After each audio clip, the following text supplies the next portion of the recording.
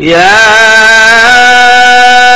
أيها الناس ضرب مثل فاستمعوا له إن الذين تدعون من دون الله لن يخلقوا ذبابا ولو اجتمعوا له وإن يسلبهم الذباب شيئا لا يستنقذوه منه ضعف الطالب والمطلوب.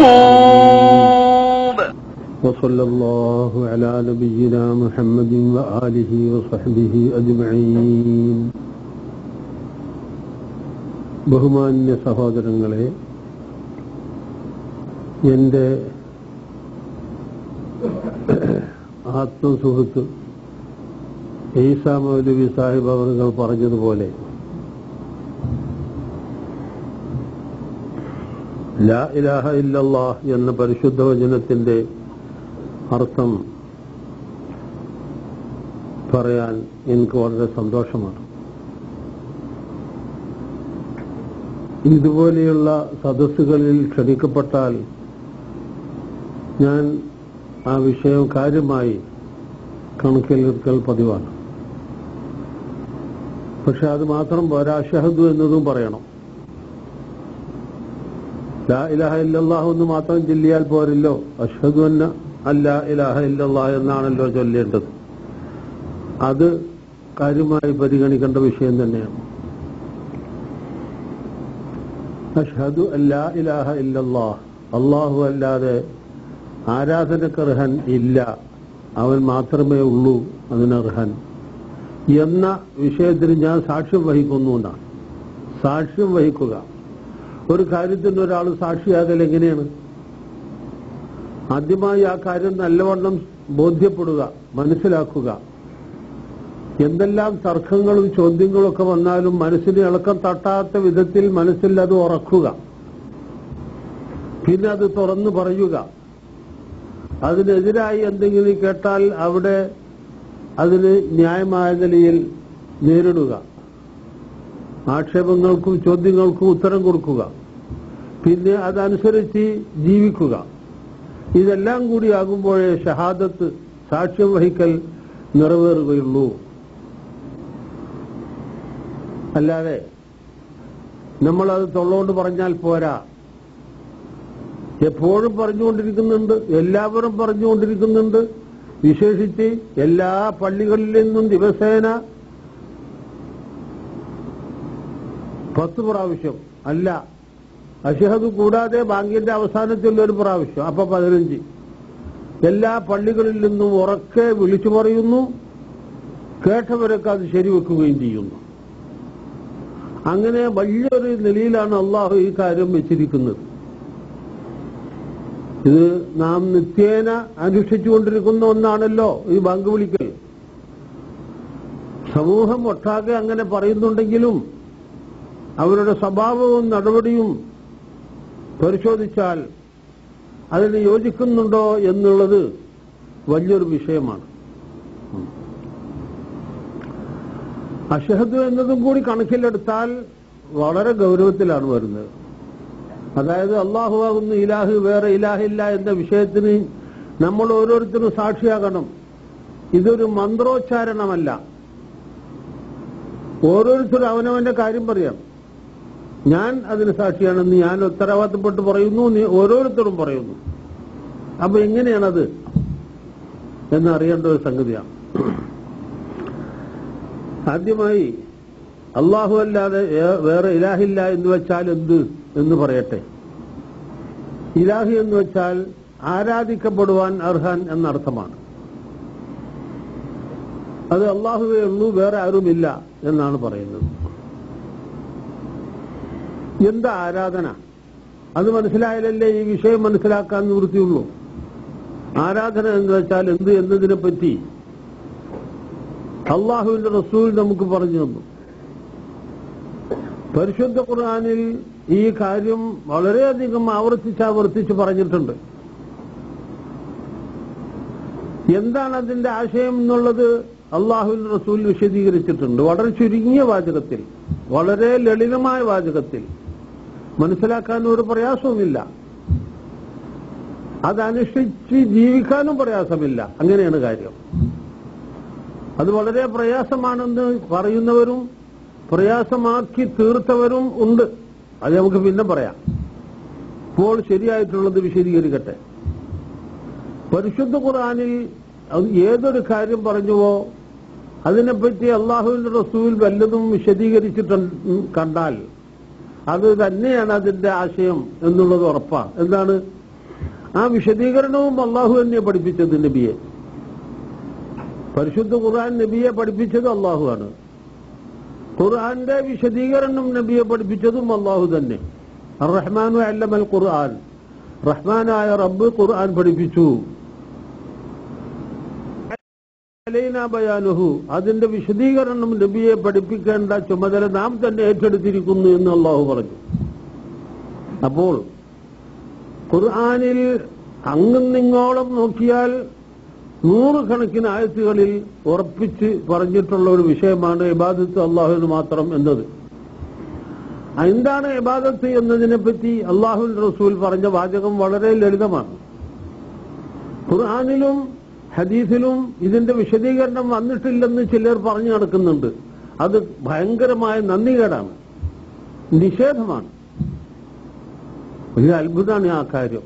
ഖുർആനിലും ഹദീസിലും ഇതിനെപ്പറ്റി വിശദീകരണം ഇല്ലാന്ന് ഒരു വലിയ മഹാപണ്ഡിതൻ എഴുതി ആളൊക്കെ പ്രചരിപ്പിച്ചിരിക്കുന്നു. എത്ര ഭയങ്കരമായ നന്ദികേടാണിത്. എന്താണ് റസൂൽ പറഞ്ഞെന്നറിയുമോ? അദ്ദുആഉ വൽ ഇബാദ. ഖലാസ്, ഒരൊറ്റ പ്രാവശ്യം കേട്ടാൽ കാണാപ്പാടാക്കാൻ കഴിയുന്ന ഒരു ചെറിയ വാചകം, അത് മതി. അദ്ദുആഉ വൽ ഇബാദ, പ്രാർത്ഥനയാണ് ആരാധന. അത് തന്നെ, പ്രാർത്ഥനയാണ് ആരാധന എന്ന് പറഞ്ഞു. എന്താ പ്രാർത്ഥന? അവിടെയും ചിന്താക്കുഴപ്പം ഇളക്കിവിട്ടിരിക്കുന്ന ചില ആളുകൾ. ഒരാൾ വയന്ന് പറഞ്ഞതായി കേട്ടവരിൽ നിന്ന് ഞാൻ അറിഞ്ഞു. ഒരു മനുഷ്യൻ കിണറ്റിൽ വീണു പോയാൽ കിണറ്റിൽ നിന്ന് രക്ഷപ്പെടുത്താൻ വേണ്ടി, കരകയറ്റി തരാൻ വേണ്ടി കിണറ്റിന്റെ കരയിൽ നിൽക്കുന്ന ആളെ വിളിച്ച് അപേക്ഷിക്കലും മുഹദ്ദീൻ ഷെയ്ഖേ എന്നെ രക്ഷിക്കണേ എന്ന് വിളിച്ചു തേടലും രണ്ടും ഒരുപോലെയാണ്. ഒരുപോലെയാണെന്ന് വെച്ചാൽ ഈ കരയിൽ നിൽക്കുന്ന ആളെ വിളിച്ചു തേടുന്നതിന് ആക്ഷേപമില്ലല്ലോ, അതുപോലെ മറ്റതിനും ആക്ഷേപമില്ല എന്ന് ജനങ്ങളെ തെറ്റിദ്ധരിപ്പിക്കുകയാണ് ഈ പ്രാസംഗികൻ. അങ്ങനെ ആകെ കുഴച്ചു മറിച്ച് നാശമാക്കിയിരിക്കുന്നു. അതുകൊണ്ട് അതൊന്ന് വിശദീകരിക്കൽ ആവശ്യമായി വന്നു. ശരി, പ്രാർത്ഥന എന്ന് വെച്ചാൽ എല്ലാവിധ അപേക്ഷകൾക്കും പ്രാർത്ഥന എന്ന് നമ്മൾ പറയലില്ലല്ലോ. പച്ചപരമാർത്ഥത്തിൽ നേർക്കുനേരെ ചിന്തിച്ചാൽ മനസ്സിലാക്കാവുന്നതേ ഉള്ളൂ ആ കാര്യം. നമ്മളൊരു രോഗിയെ ആശുപത്രിയിൽ കൊണ്ടുവന്നിട്ട് അവിടെ വേണ്ടപ്പെട്ടവരോട് പറയാണ്, ഇതാ ഞങ്ങളുടെ ഈ രോഗിയെ ഇവിടെ കിടത്തി ചികിത്സിച്ച് തരണമേ എന്ന് ഞങ്ങൾ അപേക്ഷിക്കുന്നു എന്ന് പറയും. ഞങ്ങൾ പ്രാർത്ഥിക്കുന്നു എന്ന് ആരെങ്കിലും പറയലുണ്ടോ? ഇല്ല, പറയലില്ല. അപേക്ഷിക്കാന്ന് പറയും. അതുപോലെ നമ്മളുടെ ഒരു കുട്ടിയെ കോളേജിൽ ചേർത്ത് പഠിപ്പിക്കാൻ വേണ്ടി ചെന്നിട്ട് പ്രിൻസിപ്പാളോടും മറ്റ് വേണ്ടപ്പെട്ടവരോടും ഞങ്ങളുടെ കുട്ടിക്ക് ഇവിടെ അഡ്മിഷൻ കൊടുക്കണമേ എന്ന് ഞങ്ങൾ അപേക്ഷിക്കുന്നു എന്നല്ലാതെ പ്രാർത്ഥിക്കുന്നു എന്ന് ആരെങ്കിലും പറയലുണ്ടോ? അത് തന്നെ കാര്യം. അപ്പൊ പ്രാർത്ഥന എന്നുള്ളത് ഒരു പ്രത്യേക തരത്തിലുള്ള അപേക്ഷയാണ്. എല്ലാ അപേക്ഷക്കും പ്രാർത്ഥന എന്ന് പറയുകയില്ല. എന്ത് അടിസ്ഥാനമാണ്, അതിന്റെ അടിസ്ഥാനം എന്തെന്നുള്ളത് മനസ്സിലായാൽ കാര്യം ക്ലിയറായി. ഞാൻ ഉദാഹരണം പറയാം. ശക്തിയായി കാറ്റടിച്ചിട്ട് നമ്മളെ വീട്ടിന്റെ മുറ്റത്തുള്ള ഒരു തെങ്ങ് വീട്ടിന്റെ നേരെ ചാഞ്ഞു വരികയാണ്. അതിങ്ങോട്ട് പറഞ്ഞു വീണാൽ വീട് തകരും, വമ്പിച്ച നാശനഷ്ടങ്ങൾ ഉണ്ടാകും. ഈ ഘട്ടത്തിൽ ഒരു മുട്ടുകൊടുത്ത് തെങ്ങ് താങ്ങി നിർത്താനും കഴിയുന്നില്ല, കമ്പി വലിച്ചു കെട്ടാനും കഴിയുന്നില്ല. എങ്ങനെയെങ്കിലും അപകടം കൂടാതെ രക്ഷപ്പെടണമെന്നുള്ള ആശ ശക്തിയായി മനസ്സിൽ ഉണ്ട്. ഒരു വഴിയും കാണുന്നില്ല ഇതിന്. ഭൗതികമായിട്ടുള്ള യാതൊരു മാർഗവും അവിടെ ഇല്ല. ആ സമയത്ത് മനസ്സിൽ നിന്നൊരാഗ്രഹം ഇങ്ങനെ ഇളകി വശമാവില്ല മനുഷ്യർക്ക് അതുണ്ടാവും. പോത്തിനും പൂരിക്കും അതുണ്ടാവില്ല. മനുഷ്യർക്കുള്ള ഒരു ജന്മവാസനയാണത്. ശരി, ഈ അപേക്ഷയാണ് യഥാർത്ഥത്തിൽ പ്രാർത്ഥന. അത് അള്ളാഹുവിനോട് മാത്രമേ പ്രാർത്ഥിക്കാവൂ എന്നാണ് ഇവിടെ ലാ ഇലാഹ ഇല്ലല്ലാഹുവിന്റെ ആശയത്തിൽ വരുന്നത്. വേറെ ആരോടും പ്രാർത്ഥിക്കാൻ പാടില്ല. ആരോടെന്ന് വെച്ചാൽ ബന്ധപ്പെട്ട ഒരു വ്യക്തി ഉണ്ട്, അവിടെയും കൂടി അപേക്ഷിക്കാൻ പാടില്ല. ആരാണ് ആ വ്യക്തി? കാറ്റിന്റെ കാര്യത്തിൽ അള്ളാഹു കൽപ്പിച്ചാക്കിയ മീകായിൽ എന്ന മലക്ക്, ഇത് ഇസ്ലാമിന്റെ അഖീദയിൽപ്പെട്ടതാണ്. ആ മീകായിൽ എന്ന മലക്കിനോട് ബഹുമാനപ്പെട്ട മീകായിൽ എന്ന മലക്ക്, ഈ കാറ്റ് ഇത്ര ശക്തിയായിട്ട് ഈ തെന്നി എന്റെ വീട്ടിന്റെ നേരെ ചാഞ്ഞു വന്നിട്ട് അത് പറഞ്ഞു വീണാൽ കാര്യം അപകടമായി പോവുമല്ലോ, അതുകൊണ്ട് അതിന്റെ ശക്തി ഒന്ന് ലഘുവാക്കണേ, അതല്ലെങ്കിൽ വേറെ വഴിക്ക് തിരിച്ചുവിടണേ എന്നിങ്ങനെ ഈ മീകായിൽ എന്ന മലക്കിനെ വിളിച്ച് അപേക്ഷിക്കാൻ പാടുണ്ടോ? പാടില്ല എന്നാ അവിടെ പറയുന്നത്. പിന്നെ ഒന്നുമല്ലാതെ യാതൊരു ബന്ധമില്ലാത്ത ചില ആളുകളെ വിളിച്ച് തേടുന്നത് വിഡ്ഢിത്തം പോയത്തല്ലേ അത്. ഇവിടെ ഒരു വകണ്ട് പറയാൻ, പക്ഷെ അത് പാടില്ല. എന്തുകൊണ്ട് പാടില്ല? അള്ളാഹു വിരോധിച്ചതുകൊണ്ട്. പ്രാർത്ഥന അള്ളാഹുവിനോട് മാത്രമായിരിക്കണമെന്ന് അള്ളാഹു ആവർത്തിച്ച് പറഞ്ഞിരിക്കുന്നു. ലാ ഇലാഹ ഇല്ലല്ലാഹുവിന്റെ ആശയം അതാണ്. അപ്പോൾ ഈ അപേക്ഷ ഉണ്ടല്ലോ, ഈ അപേക്ഷ അള്ളാഹുവിന്റെ മുമ്പിൽ സമർപ്പിക്കാൻ എന്താ മാർഗം? കത്തയക്കാൻ കഴിയൂല. ഇത് അള്ളാഹുവിന്റെ മേൽവിലാസത്തിൽ ഒരു കത്തയക്കാൻ പറ്റൂല, ഫോൺ ചെയ്യാൻ പറ്റൂല, ടെക്സ്റ്റ് അടിക്കാനും പറ്റൂല, ഫാക്സും പറ്റൂല, ഒന്നും നടക്കൂല. പിന്നെ എന്താ പണി? നോക്കിയിട്ട് കാണുന്നില്ല. ഭൗതികമായ ദൃശ്യമായ മാർഗം ഇല്ല എങ്കിലും മനസ്സിൽ കരുതിയത് പോലും അവ അറിയുകയും വേണ്ടത് ചെയ്യുകയും ചെയ്യുന്ന സ്വഭാവക്കാരനാണ് അള്ളാഹു. ആ നിലക്ക് അപേക്ഷ പറയില്ലേ. അപ്പോൾ ഈ അപേക്ഷ സമർപ്പിക്കാൻ ദൃശ്യവും ഭൗതികവുമായ മാർഗമില്ല, അഭൗതികവും അദൃശ്യവുമാണ്. അവിടുന്ന് ആ അപേക്ഷ സ്വീകരിച്ചിട്ട് ഇങ്ങോട്ട് അതിന് വേണ്ടത് ചെയ്തു തരിക എന്നുള്ളതിനും ഭൗതികമായ ദൃശ്യമായ മാർഗമില്ല. അതും അഭൗതികവും അദൃശ്യവും തന്നെയാണ്. അതാണ് പ്രാർത്ഥന. അദൃശ്യമായ മാർഗത്തിൽ സമർപ്പിക്കുകയും അദൃശ്യമായ മാർഗത്തിൽ കൈകാര്യം ചെയ്യപ്പെടുകയും ചെയ്യുന്ന അപേക്ഷ, അതാണ് പ്രാർത്ഥന. അത് അള്ളാഹുവിനോട് മാത്രമേ ആകാവൂ, വേറെ ആരോടും ആയിക്കൂടാ എന്നുള്ളതാണ് ഇവിടെ പറയുന്നത്. അതാണ് ആരാധന. അദ്ദുആഉ വൽ ഇബാദ. വളരെ കാര്യമായി നിങ്ങളിത് പഠിച്ചോളി. ഇതാണ് ആരാധന. അപ്പോൾ അള്ളാഹുവെ രക്ഷിക്കണേ എന്ന് തേടിയാൽ അള്ളാഹുവിനെ ആരാധിച്ചു. ഗുരുവായൂരപ്പ രക്ഷിക്കണേ എന്ന് തേടിയാൽ അപ്പനെ ആരാധിച്ചു. മുഹീദ്ദീൻ ഷേഖെ രക്ഷിക്കണേ എന്ന് തേടിയാൽ ഷേഖിനെ ആരാധിച്ചു. ഇവിടെ വലിയൊരു ചിന്താക്കുഴപ്പം സമൂഹത്തിൽ ഞാൻ കണ്ടുപിടിച്ചിരിക്കുന്നു. എന്താണ്? ചെറുപ്പത്തിൽ പള്ളി ദർസിൽ കിതാബ് കൊണ്ടിരുന്നപ്പോൾ ഉസ്താദിനോട് ചോദിച്ചു, ഉസ്താദെ, മുഹീദ്ദീൻ ഷേഖെ രക്ഷിക്കണേ എന്ന് വിളിച്ചു തേടുന്നത് നമ്മൾ സമ്മതിക്കുകയും അതിൽ സംശയം ചോദിക്കുന്നവരോട് നമ്മൾ ദേഷ്യപ്പെടുകയും എതിർക്കുകയും ചെയ്യുന്നുണ്ടല്ലോ. ഗുരുവായൂരപ്പ രക്ഷിക്കണേ എന്ന് വിളിച്ചു തേടുന്നതിനെ നമ്മൾ സമ്മതിക്കുന്നുമില്ലല്ലോ, എന്താ വ്യത്യാസം എന്ന് ചോദിച്ചു. അപ്പൊ എന്നെ കുറച്ച് ചീത്ത പറയും. കുറെ പറഞ്ഞിട്ട് മതിയാക്കിയപ്പം ഞാൻ പറഞ്ഞു, ഉസ്താദെ എനിക്കൊന്നും മനസ്സിലായില്ല, ഞാൻ ചോദിച്ചത് ഉസ്താദിന് ഇഷ്ടമായില്ല എന്ന് മനസ്സിലായി, ദയവുണ്ടായി എന്റെ സംശയം തീരത്തക്ക എന്തെങ്കിലും പറഞ്ഞു തരട്ടെ എന്ന് പറഞ്ഞു. അപ്പോ പറഞ്ഞു, എടാ, മുഹീദ്ദീൻ ഷേഖ് അള്ളാഹുവിന് പ്രിയപ്പെട്ടവനാണെന്നും ഗുരുവായൂരപ്പൻ അള്ളാഹുവിന് വെറുക്കപ്പെട്ടവനാണെന്നും നിനക്ക് അറിഞ്ഞൂടെയോ എന്ന് ചോദിച്ചു. അതാണ് കാര്യമല്ലേ.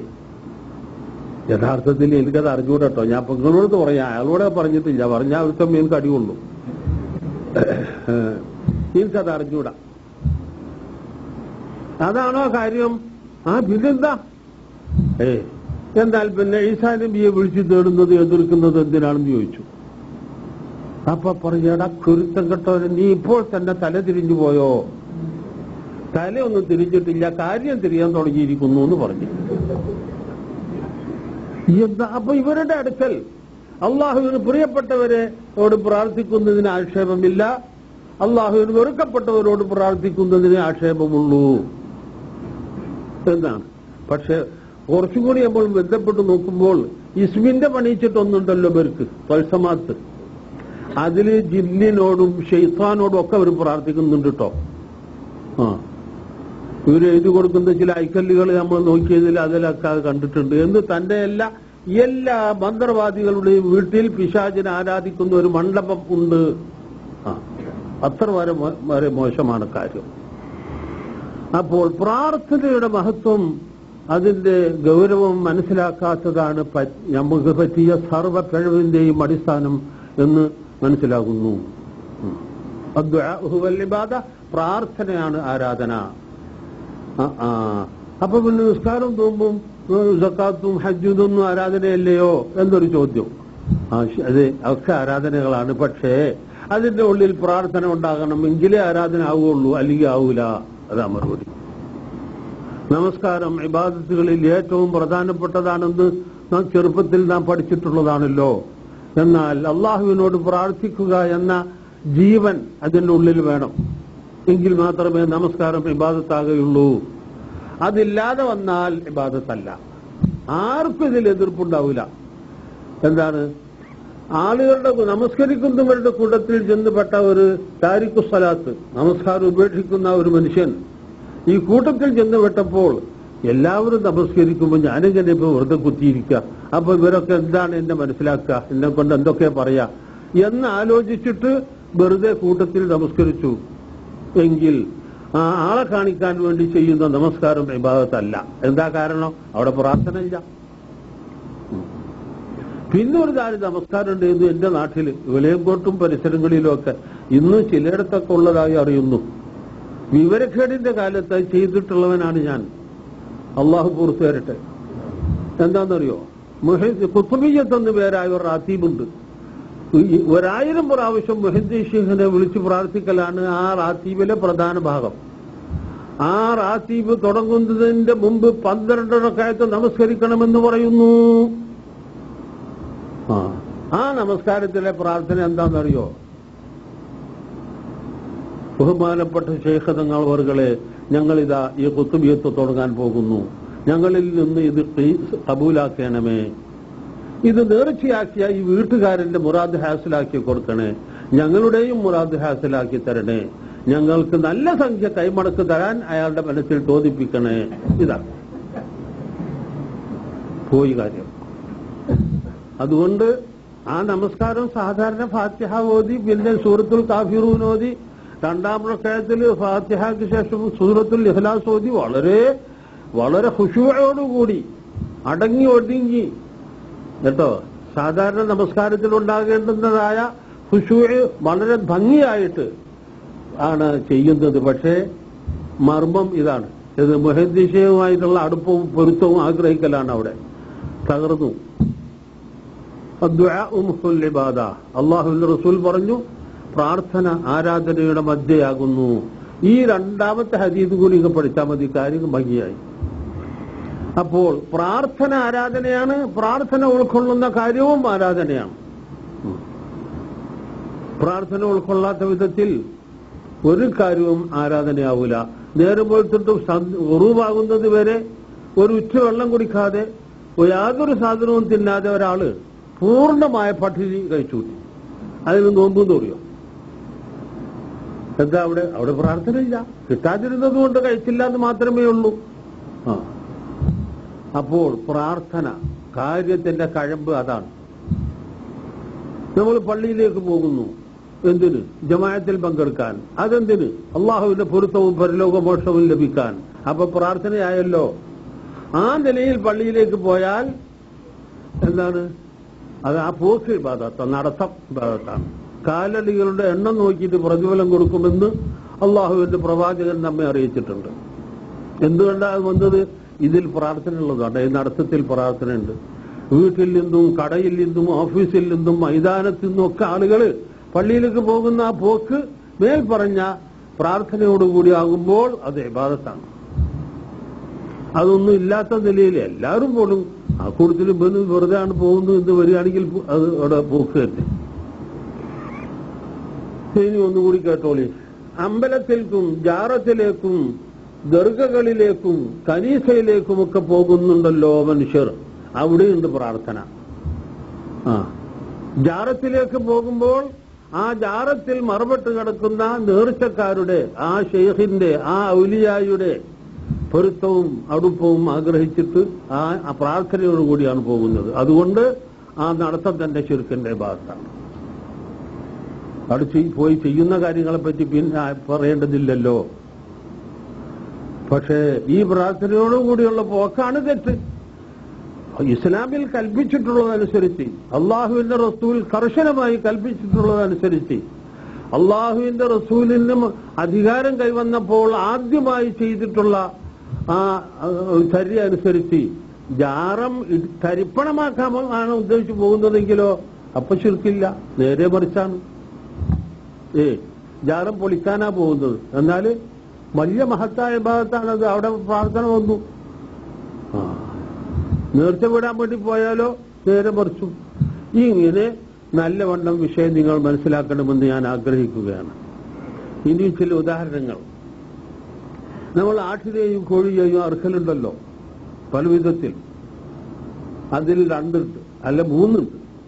എന്താണ്?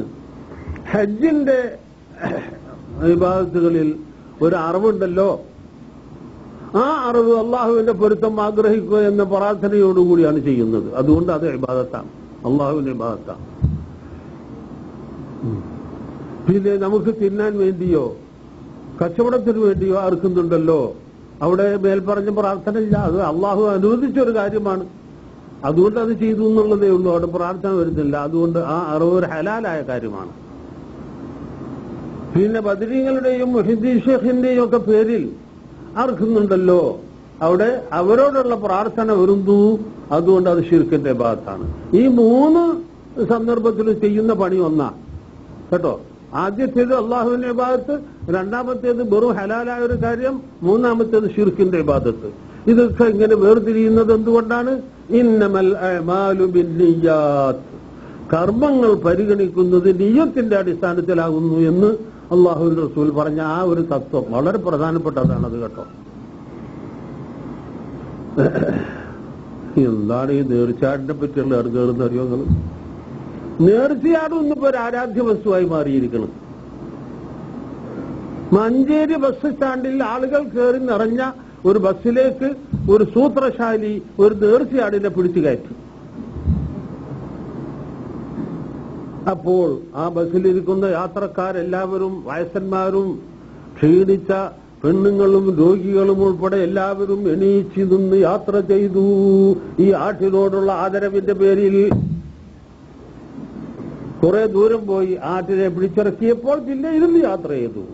നോക്ക സഹോദരന്മാരെ, നമ്മളെ സമുദായം പോയിട്ട് എന്താ നിവൃത്തി? യാ ഹയ്യു യാ ഖയ്യൂം. എന്റെ മഹല്ലിൽ തിരൂർക്കാട്ട് ഒരു നേർച്ചയാട് നടന്നിരുന്നു. അതിന്റെ കഴുത്തിൽ ഒരു സഞ്ചി കെട്ടിത്തൂക്കിയിരുന്നു. ആളുകൾ നേർച്ചപ്പണം ആ സഞ്ചിയിലിടും. അത് നിറയുന്നത് നോക്കി നിൽക്കുന്നുണ്ട് കുറച്ച് കിങ്കരന്മാർ. ആ ആട്ടിന്റെ കഴുത്തിൽ നിന്ന് ആ സഞ്ചി അതിന്റെ കയറ് പൊട്ടിച്ചിട്ട് ഒരു ചങ്ങാതി, ഒരു മുവഹിദായ മനുഷ്യൻ അടുപ്പിൽ കണ്ടിട്ടു. എന്നിട്ട് അവിടെയുള്ള കൗമ് മുസ്ലിമായി ജീവിക്കാൻ ഒരുക്കമില്ല, കാഫിറാണെന്നുള്ളത് സമ്മതിക്കുകയില്ല. അങ്ങനത്തെ കൂട്ടർ അവനെ കൊല്ലാൻ വളഞ്ഞുകൂടി. എന്താ വിശേഷം? ഈ സമുദായം എവിടെ നിൽക്കുന്നു? ഇത്ര വലിയ ദുരവസ്ഥയിൽപ്പെട്ടിരിക്കുന്ന ഈ സംഗതി കണ്ടറിഞ്ഞിട്ട് മൗന ദീക്ഷിച്ചിരിക്കാൻ നിവൃത്തിയുണ്ടോ ഈമാനുള്ളവർക്ക്? എന്നിട്ട് ആ പാവം അവിടുന്ന് ഓടിപ്പോയി പെരിന്തൽമണ്ണ ലോഡ്ജിൽ റൂമെടുത്ത് ഒളിച്ചു താമസിച്ചു. ഞാൻ അന്ന് സ്ഥലത്തുണ്ടായിരുന്നില്ല. വിവരം പറഞ്ഞ് അവിടെ ചെന്ന് അവിടുത്തെ SI എന്റെ പരിചയക്കാരനായിരുന്നു. അയാൾ കുറച്ച് അറിവും വിശ്വാസവും ഉള്ളവനായിരുന്നു. അയാളുടെ അടുക്കൽ ചെന്ന് കാര്യങ്ങളൊക്കെ പറഞ്ഞ് അയാളെ കൂട്ടിക്കൊണ്ടുവന്ന് ഇവിടെ ആളുകളെ വിളിച്ചുകൂട്ടി നല്ല വർത്താനം പറഞ്ഞിട്ട് ആ തീ ഊതിക്കെടുത്തു. നമ്മളെ സമുദായം എവിടെ എത്തിയിരിക്കുന്നു? എവിടെ ലാ ഇലാഹ ഇല്ലല്ലാഹു അഷ്ഹദു എന്ന് പറയുന്നത് നേരെ കളവാവൂലേ? ഇങ്ങനെയാണെങ്കിൽ അള്ളാഹു മാത്രമാണ് ആരാധനക്കർഹൻ, അതായത് പ്രാർത്ഥിക്കാൻ തരപ്പെട്ടവൻ എന്ന് ഞാൻ സാക്ഷ്യം വഹിക്കുന്നു എന്നാണല്ലോ ഇവിടെ പറയുന്നത്. അഷ്ഹദു. അത് വിപരീത അർത്ഥം പറയേണ്ടി വരും, ഞാൻ നിഷേധിക്കുന്നു എന്ന്. അഷ്ഹദു എന്ന വാക്കിന് വിപരീത അർത്ഥം. യാ ഹയ്യു യാ ഖയ്യൂം. പൊന്നിജകാരിമാരെ, ഞാൻ വളരെയധികം വ്യസനിക്കുന്നു, നിങ്ങളും വ്യസനിക്കുക. നമ്മളെ സമുദായം ഇങ്ങനെ ആയിപ്പോയല്ലോ പടച്ചതമ്പുരാനെ.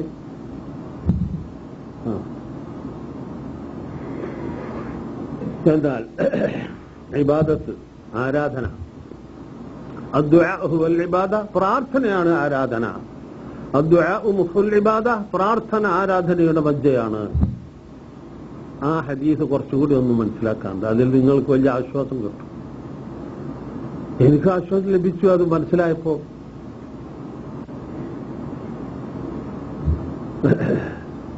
നമ്മൾ ചെയ്യുന്ന, നിത്യേന ചെയ്തുകൊണ്ടിരിക്കുന്ന ചില കാര്യങ്ങൾ ഈ പ്രാർത്ഥന ഒഴിവായത് നിമിത്തം നമുക്ക് നഷ്ടപ്പെടുന്നുണ്ട്. പ്രാർത്ഥന ഉൾക്കൊള്ളുന്ന വിധത്തിൽ ചെയ്താൽ അത് ഇബാദത്തായി പരിഗണിക്കുകയും മഹത്തായ പ്രതിഫലം ലഭിക്കുകയും ചെയ്യും. ഇപ്പോൾ ഇതാ എന്നെ പോലെ ചില ആളുകൾ താടി നീട്ടിയിരിക്കുന്നു. ഇതില് അള്ളാഹുവിന്റെ പൊരുത്തം ആഗ്രഹിക്കലുണ്ടോ? അപ്പൊ പ്രാർത്ഥനയായി. പരലോകത്ത് മഹ്ശറിൽ ഹാജരാകുമ്പോൾ മരണസമയത്ത് ഏത് കോലത്തിലാണോ ആ കോലത്തിൽ അവിടെ ഹാജരാക്കും എന്ന് വന്നിട്ടുണ്ട് സ്വഹീഹായ ഹദീസിൽ.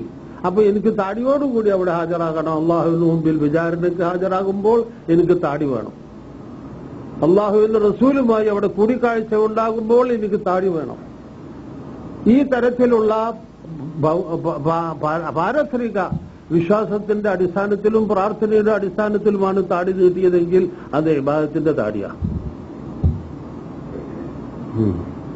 ആളെ കാണിക്കാൻ വേണ്ടിയാണെങ്കിലോ പോക്ക് തന്നെ. എന്തുകൊണ്ട് അവിടെ പ്രാർത്ഥന ഇല്ല? ഇപ്പൊ ഞാനിപ്പോ ഇങ്ങനെ എല്ലാം കൂടി ഇങ്ങനെ വലിയ നീണ്ട താടിയൊക്കെ ആയിട്ട് നടക്കുമ്പോ ഉള്ള ഒരു പരിഗണന നിങ്ങളുടെ ഇടയിൽ എനിക്കുള്ളത്, താടി പഠിച്ചാൽ അത് നഷ്ടപ്പെടുമല്ലോ എന്ന് വിചാരിച്ചിട്ടാണ് ഞാൻ അത് നിലനിർത്തുന്നതെങ്കിൽ പോക്ക് തന്നെ. ഇന്നമൽ അഅ്മാലു ബിന്നിയ്യാത്ത്, കർമ്മങ്ങൾ പരിഗണിക്കുന്നത് നിയ്യത്തിന്റെ അടിസ്ഥാനത്തിലാകുന്നു.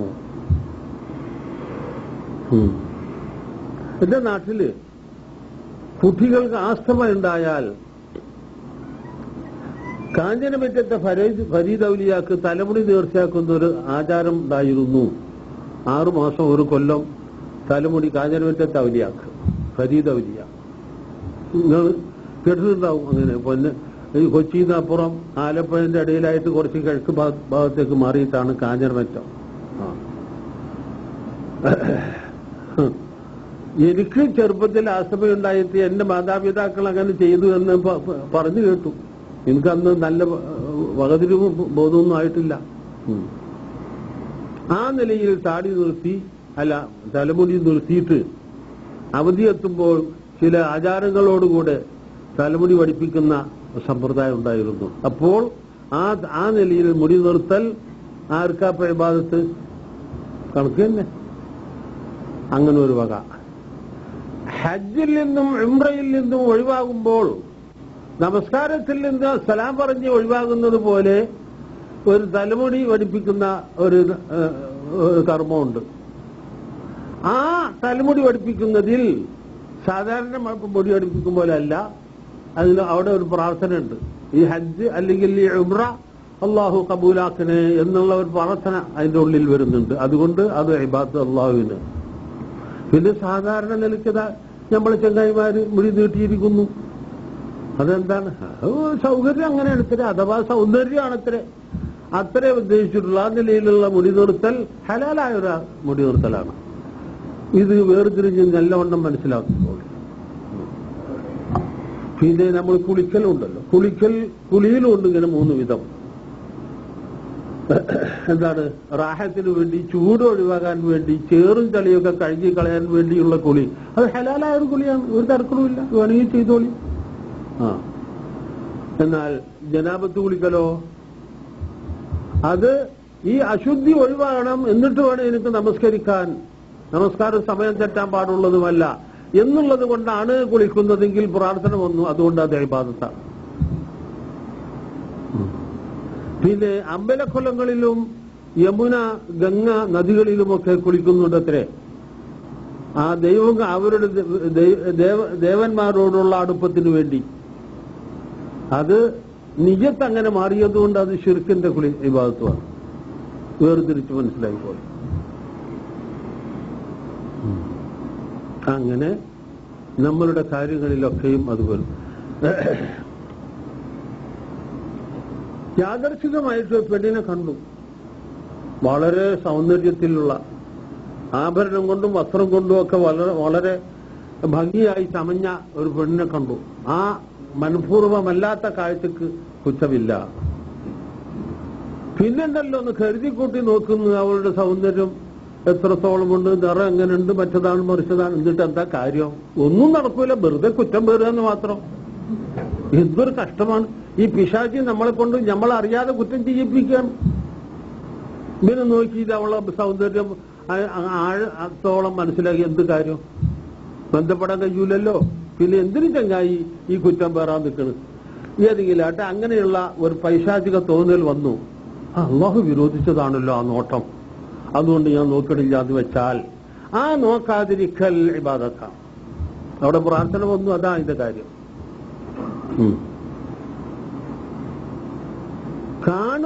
കാണരുത് എന്ന് പറഞ്ഞിട്ടില്ല, നോക്കരുതെന്നാണ് പറഞ്ഞത്. അത് മനസ്സിലായിക്കോളി കേട്ടോ. പെണ്ണുമാണ്, അന്യ പെണ്ണുമാണും തമ്മിൽ കാണുക എന്നുള്ളത് വിരോധിച്ചിട്ടില്ല, നോക്കലാണ് വിരോധിച്ചത്. നോക്കുക എന്ന് പറയുമ്പോഴും കാണുക എന്ന് പറയുമ്പോഴും ഉള്ള വ്യത്യാസം എല്ലാവർക്കും അറിയാലോ. അത്ര നമ്മളിപ്പോ അങ്ങനെ ഒരു വിട്ടുവീഴ്ചയില്ലായിരുന്നെങ്കിൽ ഈ ഹജ്ജിലൊക്കെ നമ്മൾ എന്താ കാട്ടുക? ധാരാളം പെണ്ണുങ്ങളും ആണുങ്ങളും ഇടകലർന്നിട്ട് തവാഫ് ചെയ്യുന്നു, സഈ ചെയ്യുന്നു. നമ്മൾ നിസ്കരിക്കുന്നതിന്റെ മുമ്പിൽ കൂടി പെണ്ണുങ്ങൾ കണ്ട് പോകുന്നു. പോയിക്കോട്ടെ, എന്താ നമുക്ക് തടയാൻ കഴിയൂല, കണ്ണറടക്കിയിട്ട് അങ്ങനെ പോകുകയാണെങ്കിൽ പോയിക്കോട്ടെ. പക്ഷെ നോക്കണ്ട, അതാ വിഷയം. നോക്കാനുള്ള പൈശാചികമായ തോന്നൽ വന്നാൽ അരുത്, പാടില്ല, അള്ളാഹു വിരോധിച്ചതാണതെന്ന് വിചാരിച്ചിട്ട് കണ്ണ് അടച്ചാൽ അത് ഇബാദത്താണ്. നല്ല മനസ്സിലായിക്കോളെ. ഇത്ര എളുപ്പാന്നറിയോ ഇബാദത്ത് ചെയ്യാൻ? ഏത് കാര്യവും അങ്ങനെ തന്നെയാണ്. അള്ളാഹു അനുവദിച്ചത്, അള്ളാഹു കൽപ്പിച്ചത്, നിർബന്ധമല്ലാത്ത വിധത്തിൽ കൽപ്പിച്ചതും നിർബന്ധമായി കൽപ്പിച്ചതും എന്തായാലും ശരി, അതിന്റെ ഉള്ളിൽ പ്രാർത്ഥന വേണം, എന്നാൽ ഇബാദത്തായി. അത് വാജിബായ കാര്യങ്ങൾ ചെയ്യുന്നത് ഇബാദത്ത്, ഹറാമായ കാര്യങ്ങൾ ഉപേക്ഷിക്കുന്നതും ഇബാദത്ത് കേട്ടോ. ഇത് വേണം പ്രാർത്ഥന. മദ്യപാനം വളരെയധികം പ്രചരിച്ചിരിക്കുന്നു. ഇന്ന് ഒരു സ്നേഹിതൻ എന്നോട് വലിയൊരു സങ്കടം പറഞ്ഞു. അയാളുടെ മകന് ഒരു ഉന്നത ഉദ്യോഗത്തിൽ പ്രവേശിച്ചു. നോക്കുമ്പോ കൂട്ടുകാരൊക്കെ മഹാകുടിയന്മാരാണ്. ഇവൻ അതിന്റെ ഇടയിൽ ഒറ്റക്ക് ഇങ്ങനെ കഴിയേണ്ടി വരുന്നു. അങ്ങനെയാണല്ലോ ഇന്നത്തെ അവസ്ഥ. അപ്പോൾ ഈ മദ്യം ഉപേക്ഷിക്കുക എന്തിനു വേണ്ടി? അള്ളാഹു വിരോധിച്ചു എന്നുള്ളത് കൊണ്ട്, അള്ളാഹുവിന്റെ ശിക്ഷയും കോപവും ഭയപ്പെടുന്നത് കൊണ്ട് ഉപേക്ഷിച്ചു. ആ ഉപേക്ഷിക്കൽ ഇബാദത്താണ്. എന്താ അവിടെ പ്രാർത്ഥന ഉണ്ട്. വ്യഭിചാരം ഉപേക്ഷിക്കൽ ഇബാദത്താണ്. വ്യഭിചരിക്കാൻ സൗകര്യം ഉണ്ടാകുക, ആഗ്രഹമുണ്ടാകുക, എന്തിട്ട് ചെയ്യാതിരിക്കുക, അത് ഇബാദത്താണ്. വലിയ തഖ്വയാണത്. നിങ്ങൾ കേട്ടിട്ടുണ്ടാകും, നബി സല്ലല്ലാഹു അലൈഹി വസല്ലം പൂർവ്വകാലത്ത് നബിയുടെ മുമ്പ് നടന്ന ഒരു സംഭവം, ഒരു കഥ വിവരിച്ചത്. 3 ആളുകൾ ഒരു യാത്ര പോയി. സന്ധ്യയായപ്പോൾ അന്തി ഉറങ്ങാൻ സ്ഥലം കാണാതെ വിഷമിച്ചു. തുറന്ന മരുഭൂമിയാണ്. ഇതുപോലെ ടൗണുകളോ അവിടെ ലോഡ്ജുകളോ ഒന്നുമില്ല. അങ്ങനത്തെ ഒരു പ്രദേശത്ത് പെട്ടു. സന്ധ്യയായപ്പോൾ ക്ഷീണം ഓർക്കു വരുന്നു, സ്ഥലം കാണുന്നില്ല. അങ്ങനെ ഒരു മലയുടെ ചരിവിൽ ഒരു ഗുഹ കണ്ടു. നോക്കിയപ്പോൾ തരക്കടില്ല, അവിടെ വിശ്രമിക്കാമെന്ന് തോന്നി. അതിനുള്ളിൽ ഇവർ 3 പേരും കടന്നുകൂടി. അതിനുശേഷം മലയുടെ മുകളിൽ നിന്നും ഒരു പാറക്കല്ല് ഉരുണ്ടു വന്നിട്ട് ആ ഗുഹയുടെ വാതിലട മുഖം അടഞ്ഞുപോയി. ഒരു നിവൃത്തിയില്ല. ഇവർ 3 ആളല്ലേ ഉള്ളൂ, 300 ആൾ കൂടി ഉന്തിയാലും കല്ല് നീങ്ങൂല. അങ്ങനത്തെ ഭയങ്കര കല്ല്. അപ്പൊ അവർ എന്താ ഇപ്പൊ നിവൃത്തി? അപ്പോ അവരിൽ ഒരാൾ പറഞ്ഞു, നമ്മൾ ഈ കാലത്തിനടുത്ത് അള്ളാഹുവിന്റെ പൊരുത്തം ആഗ്രഹിക്കുക എന്ന പ്രാർത്ഥനയുടെ അടിസ്ഥാനത്തിൽ ചെയ്തിട്ടുള്ള പുണ്യകർമ്മം എടുത്തു പറഞ്ഞ് അള്ളാഹുവിനോട് പ്രാർത്ഥിക്കാം. അതായത് അവനവന്റെ അമല് കൊണ്ട് തവസ്സുല് ചെയ്യാം. ആരാന്റെ ഹക്ക് കൊണ്ടുള്ള തവസ്സുലുണ്ടല്ലോ, അത് അന്ന് ആർക്കും അറിഞ്ഞൂടെ ഇരിക്കും. അഥവാ പാപ്പാണെന്ന് അറിഞ്ഞിട്ടുണ്ട്. അങ്ങനെ ഓരോരുത്തരും ഓരോ കാര്യങ്ങൾ എടുത്തു പറഞ്ഞു ദുആയിരുന്നു. അതിലൊന്ന് എല്ലാം കൂടി പറയാൻ നേരമില്ലാന്ന് തോന്നുന്നു എനിക്ക്. അതിലൊന്ന് ഇതാണ്, അല്ലാഹുമ്മ ഒരാൾ ദുആയിരുന്നു, രണ്ടാളുടെ പ്രാർത്ഥന കഴിഞ്ഞു, കല്ല് കുറയാണ്ട് നീങ്ങി, പുറത്ത് പോകാൻ സൗകര്യമില്ല, കാറ്റ് കടക്കും, വെയിൽ കാണും, വെളിച്ചം കാണും, അത്രയേ ഉള്ളൂ. മൂന്നാമൻ പ്രാർത്ഥിക്കുകയാണ്, അല്ലാഹുമ്മ അല്ലാഹുവേ ഇന്നഹു കാനത്ത് ലീ ഇബ്നത്തു അമ്മില്ലി, എനിക്ക് എന്റെ ഒരു പിതൃവ്യ പുത്രി ഉണ്ടായിരുന്നു. വകുന്തു ഉഹിബ്ബുഹാ കഅശദ്ദി മാ യുഹിബ്ബുർ റിജാലു നിസാഅ, പുരുഷന്മാര് സ്ത്രീകളെ പ്രേമിക്കുന്നതിന്റെ മേലെ തലവരെ അങ്ങേ അറ്റത്തോളം ഞാൻ അവളെ പ്രേമിച്ചു. എനിക്ക് വലിയ ദുരാഗ്രഹമുണ്ടായി. എന്റെ ആഗ്രഹം നിറവേറ്റി തരാൻ അവളോട് ഞാൻ ആവശ്യപ്പെട്ടു, അവൾ സമ്മതിച്ചില്ല. അങ്ങനെ കുറെ കാലം കഴിഞ്ഞപ്പോൾ അവൾക്ക് പട്ടിണിയും പായേരവുമായി എന്റെ അടുക്കൽ വന്ന് സഹായം തേടി. എന്ത് വേണം? 120 ദീനാറാണ് ആവശ്യം എന്ന് പറഞ്ഞു. ഓ അങ്ങനെ ആയിക്കോട്ടെ, തരാം. തീർത്ത് കാലായുള്ള പറഞ്ഞോളെ, എന്നോട് ഞാനൊരു ആഗ്രഹം പറയുന്നു, നീ ഇതുവരെ സമ്മതിച്ചില്ലല്ലോ, ഇപ്പൊ എടുക്കണ്ടോ? പാവം, നിവൃത്തിയില്ലാതെ അങ്ങനെ ആകട്ടെ, സമ്മതിച്ചു. അങ്ങനെ അവരിരുവരും ആ ദുർവൃത്തി ചെയ്യാൻ തയ്യാറായി. ആ പാവം പെണ്ണ് അതിന് വഴങ്ങാൻ തയ്യാറായി. തുറന്ന് പറയുന്നു, വസ്ത്രം നീക്കി. അദ്ദേഹം പറയാണ് ഈ പ്രാർത്ഥനയില് ആ അന്ത്യനിമിഷത്തിൽ ആ പെണ്ണ് പറഞ്ഞു, ഇത്തഖില്ലാഹ് വലാ തഫുൽ ഖാതമ ഇല്ലാ ബിഹഖിഹി, അല്ലാഹുവിനെ സൂക്ഷിക്കുക, അവകാശം കൂടാതെ മുദ്ര പൊട്ടിക്കല്ലേ എന്ന് പറഞ്ഞു. അതായത് ഈ മുദ്ര പൊട്ടിക്കുവാനുള്ള അവകാശം നിക്കാഹ് കൊണ്ടല്ലേ ഉണ്ടാകുക, അത് ഇല്ലാത്ത സ്ഥിതിക്ക് അള്ളാഹുവിനെ സൂക്ഷിച്ചോ എന്ന് പറഞ്ഞു. ഇത് കേട്ട് ഞാൻ അള്ളാഹുവിനെ ഓർമ്മിച്ച് പേടിച്ച് പിൻവാങ്ങി അവളെ വിട്ടയച്ചു. അല്ലാഹുമ്മ ഇൻ കുന്ത തഅലമു അന്നീ ഫഅൽതു ദാലിക ഇബ്തിഗാഅ വജ്ഹിക ഫഫർജ് അന്നാ മാ നഹ്നു ഫീഹി മിൻ ഹാദിഹി സഖറ, അല്ലാഹുവേ മേൽപ്രകാരം ഞാൻ ചെയ്തത് നിന്റെ പ്രതിഫലം ആഗ്രഹിച്ചിട്ടാണെന്ന് നീ അംഗീകരിക്കുന്നുവെങ്കിൽ, നോക്കണം അയാൾ അദബ് കേട്ടോ, വളരെ മര്യാദയിലാണ്, വിനയത്തോടുകൂടിയാ പറയുന്നത്. അങ്ങനെ നീ അംഗീകരിക്കുന്നുവെങ്കിൽ ഈ പാറക്കല്ല് നിമിത്തം ഞങ്ങൾ അകപ്പെട്ട ഈ ബുദ്ധിമുട്ട് ഒഴിവാക്കി തരണമേ എന്ന് പ്രാർത്ഥിച്ചു. അള്ളാഹുവിന്റെ റസൂൽ പറയുന്നു, ഈ പ്രാർത്ഥനയോടുകൂടി ആ കല്ല് പൂർണ്ണമായി നീങ്ങി അവരെല്ലാം ഇറങ്ങിപ്പോവുകയും ചെയ്തു. അപ്പൊ എന്ത് മനസ്സിലാകുന്നു? എന്താ ഇപ്പൊ ഇയാൾ ചെയ്ത പുണ്യകർമ്മം, തഖ്വ എന്താണ്? അത് ചെയ്തില്ല എന്നുള്ളതാണ്. ആ ചെയ്യാതിരിക്കൽ ഏറ്റവും വലിയ ഇബാദത്താണ്, മനസ്സിലായിക്കോളി. പക്ഷെ ഒന്നുമാണ് കേട്ടോ, സൗകര്യം ഉണ്ടാകുക, ആഗ്രഹം ഉണ്ടാകുക, എന്നിട്ട് പഠിച്ചവന്റെ പൊഴുത്തി ചെയ്യാതിരിക്കുക, എന്നാലാണ് ഇബാദത്തിന്റെ സ്ഥാനം. ആഗ്രഹിച്ചുകൊണ്ട് നടക്കാൻ സൗകര്യം കിട്ടാത്തതുകൊണ്ട് ചെയ്തില്ല എങ്കിൽ പോക്ക് തന്നെ. അല്ല, വളരെ സാരമായ വിഷയമാണ്, നിങ്ങൾ പഠിക്കണം. പിന്നെയും ഒന്ന് കേട്ടോളി, അള്ളാഹുവിന്റെ റസൂൽ പറഞ്ഞു, ഇന്ന് ലോകത്ത് കാണപ്പെടുന്ന സർവ നിഴലുകളും, അതായത് കെട്ടിടത്തിന്റെ നിഴൽ, കൂറ്റൻ പർവ്വതങ്ങളുടെ നിഴൽ, വൃക്ഷങ്ങളുടെ നിഴൽ, പിന്നെ ഇന്നിപ്പോ നമ്മളെ സ്ഥിതി നബിയുടെ കാലത്ത് അതില്ല.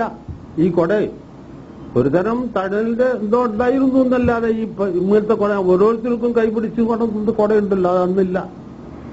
ഈ കൊടയുടെ തണൽ ഒന്നും ഇല്ലാതെ, സൂര്യനാണെങ്കിൽ ഇന്നത്തേക്കാൾ എത്രയോ കടുപ്പത്തിൽ ചൂട് വർദ്ധിപ്പിച്ച് ഒരു ചാൻ തലയ്ക്ക് മീതെ ഒരു ചാൻ ഉയരത്തിൽ നിർത്തപ്പെടുന്ന ഒരു കാലഘട്ടം വരാൻ പോകുന്നു. അന്ന് 7 കൂട്ടം ആളുകൾക്ക് അള്ളാഹു പ്രത്യേകം തണൽ നൽകും എന്ന് പറഞ്ഞിട്ട് അതിലൊന്ന്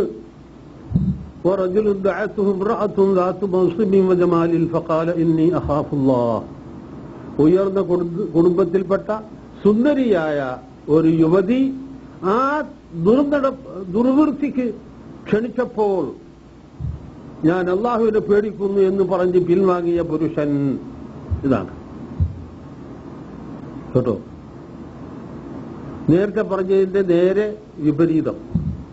നേരത്തെ പെണ്ണ് ആണിനെ ആവശ്യപ്പെട്ടതാണ്, അല്ല ആണ് പെണ്ണിനോട് ആവശ്യപ്പെട്ടതാണ് നേരത്തെ പറഞ്ഞത്. ഇത് പെണ്ണ് ആണിനോട് ആവശ്യപ്പെട്ടതാണ്.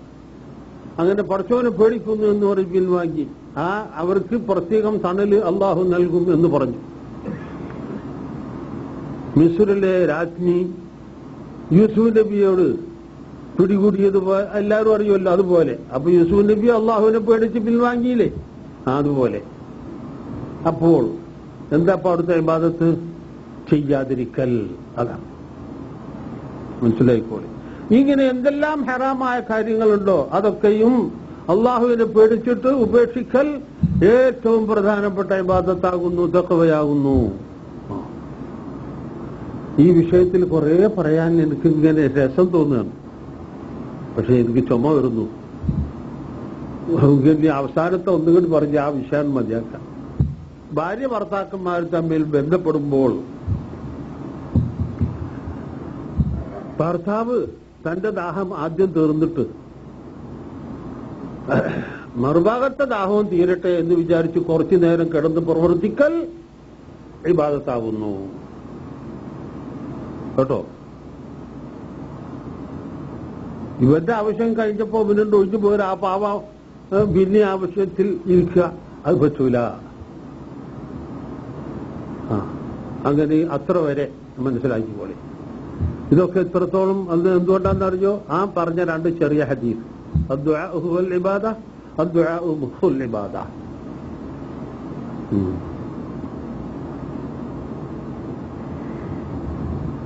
ഫീ ബുദ്ഇ അഹദിക്കും സദഖത്തുൻ, അല്ലാഹുവിന്റെ റസൂൽ പറഞ്ഞു, നിങ്ങളുടെ സംയോഗത്തിൽ സദഖ ഉണ്ട് എന്ന് പറഞ്ഞു.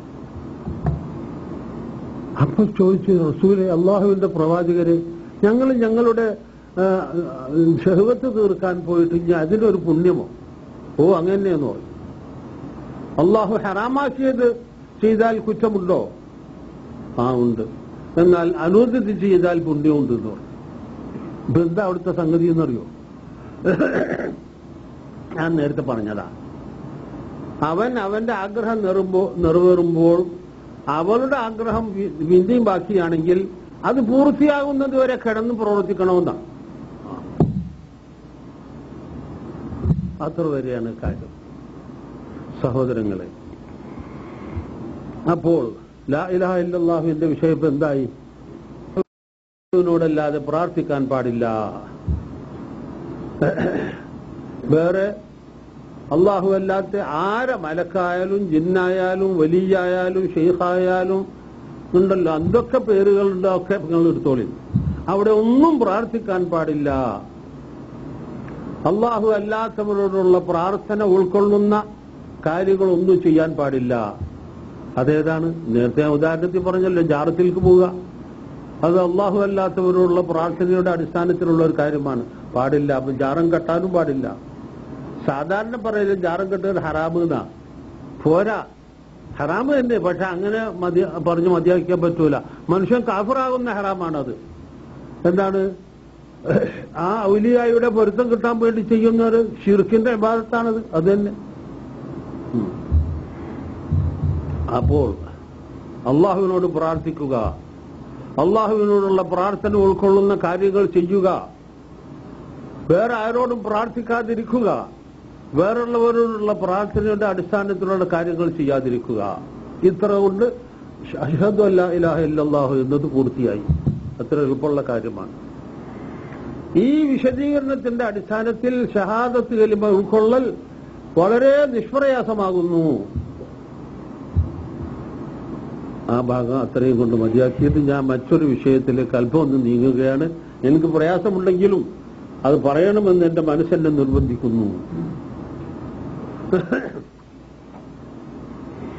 ലാ ഇലാഹ ഇല്ലല്ലാഹുവിന്റെ അർത്ഥം അനുസരണം, അടിമത്തം, ആരാധന, ഈ മൂന്ന് കാര്യങ്ങൾക്ക് അർഹൻ അല്ലാഹു അല്ലാതെ വേറെ ആരുമില്ല എന്നാണ് ഇത്രേ ഒരു പുതിയത്. ഇങ്ങിത് ഉറപ്പിച്ചു വെച്ചിട്ട് പിന്നെ പറയുന്നു, നമ്മുടെ നാട്ടിലെ ഈ പ്രജായത്തെ ഗവൺമെന്റിനോട് അനുസരണം കാണിച്ചാൽ കാഫറായി, ഉദ്യോഗം വഹിച്ചാൽ കാഫറായി, പാർലമെന്റിലേക്കോ അസംബ്ലിയിലേക്കോ ഒക്കെ സ്ഥാനാർത്ഥി ആയാൽ കാഫറായി, വോട്ട് ചെയ്താൽ കാഫറായി. ഇവിടെയൊക്കെ അള്ളാഹു അല്ലാത്തവരോടുള്ള അനുസരണത്തിന്റെ തത്വം വരുന്നുണ്ടല്ലോ. ഇതാ കാരണം. ഇയ്യാക നഅ്ബുദുവിന്റെ അവിടെ എഴുതിയിരിക്കുന്നത് ഇബാദത്തിന് അനുസരണം, അടിമത്തം, ആരാധന, ഇങ്ങനെ മൂന്നർത്ഥങ്ങളുണ്ട്. മൂന്നും പരിഗണിക്കേണ്ടതാകുന്നു. വലിയ അത്ഭുതമാണ് ഈ വാദം. ലോകത്തൊരു മനുഷ്യൻ ഇത് പറഞ്ഞിട്ടില്ല കേട്ടോ. വളരെ ഉറപ്പിച്ച് ക്ലിയറാക്കി ഞാൻ പറയുന്നു, പദങ്ങൾക്ക് ഒന്നിലധികം അർത്ഥം ഉണ്ടാകുക എന്നുള്ളത് അറബി ഭാഷയിൽ സർവ്വസാധാരണമാണ്. നമ്മളെ ഭാഷയിലും ഉണ്ട്, വേറെയുള്ളതൊന്നും എനിക്ക് അറിഞ്ഞുകൂടാ. വേറെ പല ഭാഷകളിലും അങ്ങനെ ഉണ്ടെന്ന് അറിയുന്നവർ പറഞ്ഞു, ഫ്രഞ്ച് ഭാഷ ഒഴികെ. ഫ്രഞ്ച് ഭാഷയിൽ പദത്തിൽ ഒരർത്ഥമില്ലാതെ രണ്ടാമത്തെ അർത്ഥമില്ലെന്നാണ് കേൾക്കുന്നത്. അതുകൊണ്ടാണ് ഇത്ര യൂനോവിന്റെ തീരുമാനങ്ങളൊക്കെ ഫ്രഞ്ച് ഭാഷയിൽ എഴുതുന്നത്, ദുർവ്യാഖ്യാനത്തിന് സാധ്യതയില്ലാതിരിക്കാൻ വേണ്ടി എന്ന് കേട്ടിട്ടുണ്ട്. എനിക്കതിനെപ്പറ്റി അറിഞ്ഞൂടാ. ഒന്നിലധികം അർത്ഥമുള്ള പദങ്ങൾ അതാത് സ്ഥലങ്ങളിൽ എന്താണ് യോജിക്കുന്നതെന്ന് നോക്കിയിട്ട് അത് വെക്കുകയല്ലാതെ എല്ലാം കൂടി വെക്കണമെന്ന് ലോകത്ത് ഇതുവരെ മനുഷ്യൻ പറഞ്ഞിട്ടില്ല. അങ്ങേയറ്റം ഞാൻ ഉറപ്പ് പറയുന്നു, ഒരു മനുഷ്യൻ അത് പറഞ്ഞിട്ടില്ല. ഇബാദത്തിന് 3 അർത്ഥമുണ്ടെങ്കിൽ ഇവിടെ ഏതാണ് യോജിക്കുന്നതെന്ന് നോക്കിയിട്ട് അത് വെക്കണം, വേറൊന്നും വെക്കാൻ പറ്റൂല. എന്നാ അത് ഏതാണ്? അനുസരണമല്ല, അടിമത്തമല്ല, ഉറപ്പാ. എന്തുകൊണ്ട്? വേറുള്ളവരെ ആരെയും അനുസരിക്കരുതെന്ന് അള്ളാഹു പറഞ്ഞിട്ടില്ല. എന്ത് തന്നെയല്ല, അനുസരിക്കണമെന്ന് വളരെ നിർബന്ധമായി പറഞ്ഞതുണ്ട്. എത്രത്തോളം എന്നറിയുമോ? അനുസരിച്ചാൽ മുസ്ലിം ആവാം, അനുസരിച്ചില്ലെങ്കിൽ കാഫറാവാം. അങ്ങനത്തതുണ്ട്. ഏതാണത്? റസൂലിനോടുള്ള അനുസരണം. റസൂലിനോട് അനുസരണം കാണിച്ചിട്ടില്ലെങ്കിൽ ആള് കാഫറാവും. അനുസരിച്ചേ മുസ്ലിം ആവുള്ളൂ. അങ്ങനത്തതാണത്. പിന്നെ അനുസരിച്ചാൽ പുണ്യമുണ്ട്, അനുസരിച്ചില്ലെങ്കിൽ പാപവുമുണ്ട്. അങ്ങനത്തതുണ്ട്. അതേതാ? മാതാപിതാക്കളോടും മുസ്ലിം ഭരണാധികാരികളോടും ഒക്കെയുള്ള അനുസരണം. അതങ്ങനെയാണ്. പിന്നെ സാധാരണ നിലയ്ക്ക് പരസ്പരം ഞാൻ നിങ്ങൾ ഓരോരുത്തരെയും നിങ്ങൾ എന്നെയും അനുസരിക്കുക എന്നുള്ളത് വേണമെങ്കിൽ ചെയ്തോളി, വിരോധമില്ല. അള്ളാഹു വിരോധിച്ച വിഷയത്തിൽ പാടില്ലെന്നേ ഉള്ളൂ. അങ്ങനത്തെ അനുസരണം. ഇതാണ് അനുസരണത്തിന്റെ കാര്യം. ഇത് അള്ളാഹുവിനോട് മാത്രമേ അനുസരണം പാടുള്ളൂ എന്ന് പറയുന്നത് എവിടെയും പറയാത്ത വിഷയമാണ്. ഈ ദുർവ്യാഖ്യാനക്കാർ മാത്രമേ അത് പറഞ്ഞിട്ടുള്ളൂ. എന്നിട്ട് അതിൽ നിന്ന് ഉത്ഭവിക്കുന്ന പ്രശ്നങ്ങളോ യാ സലാം.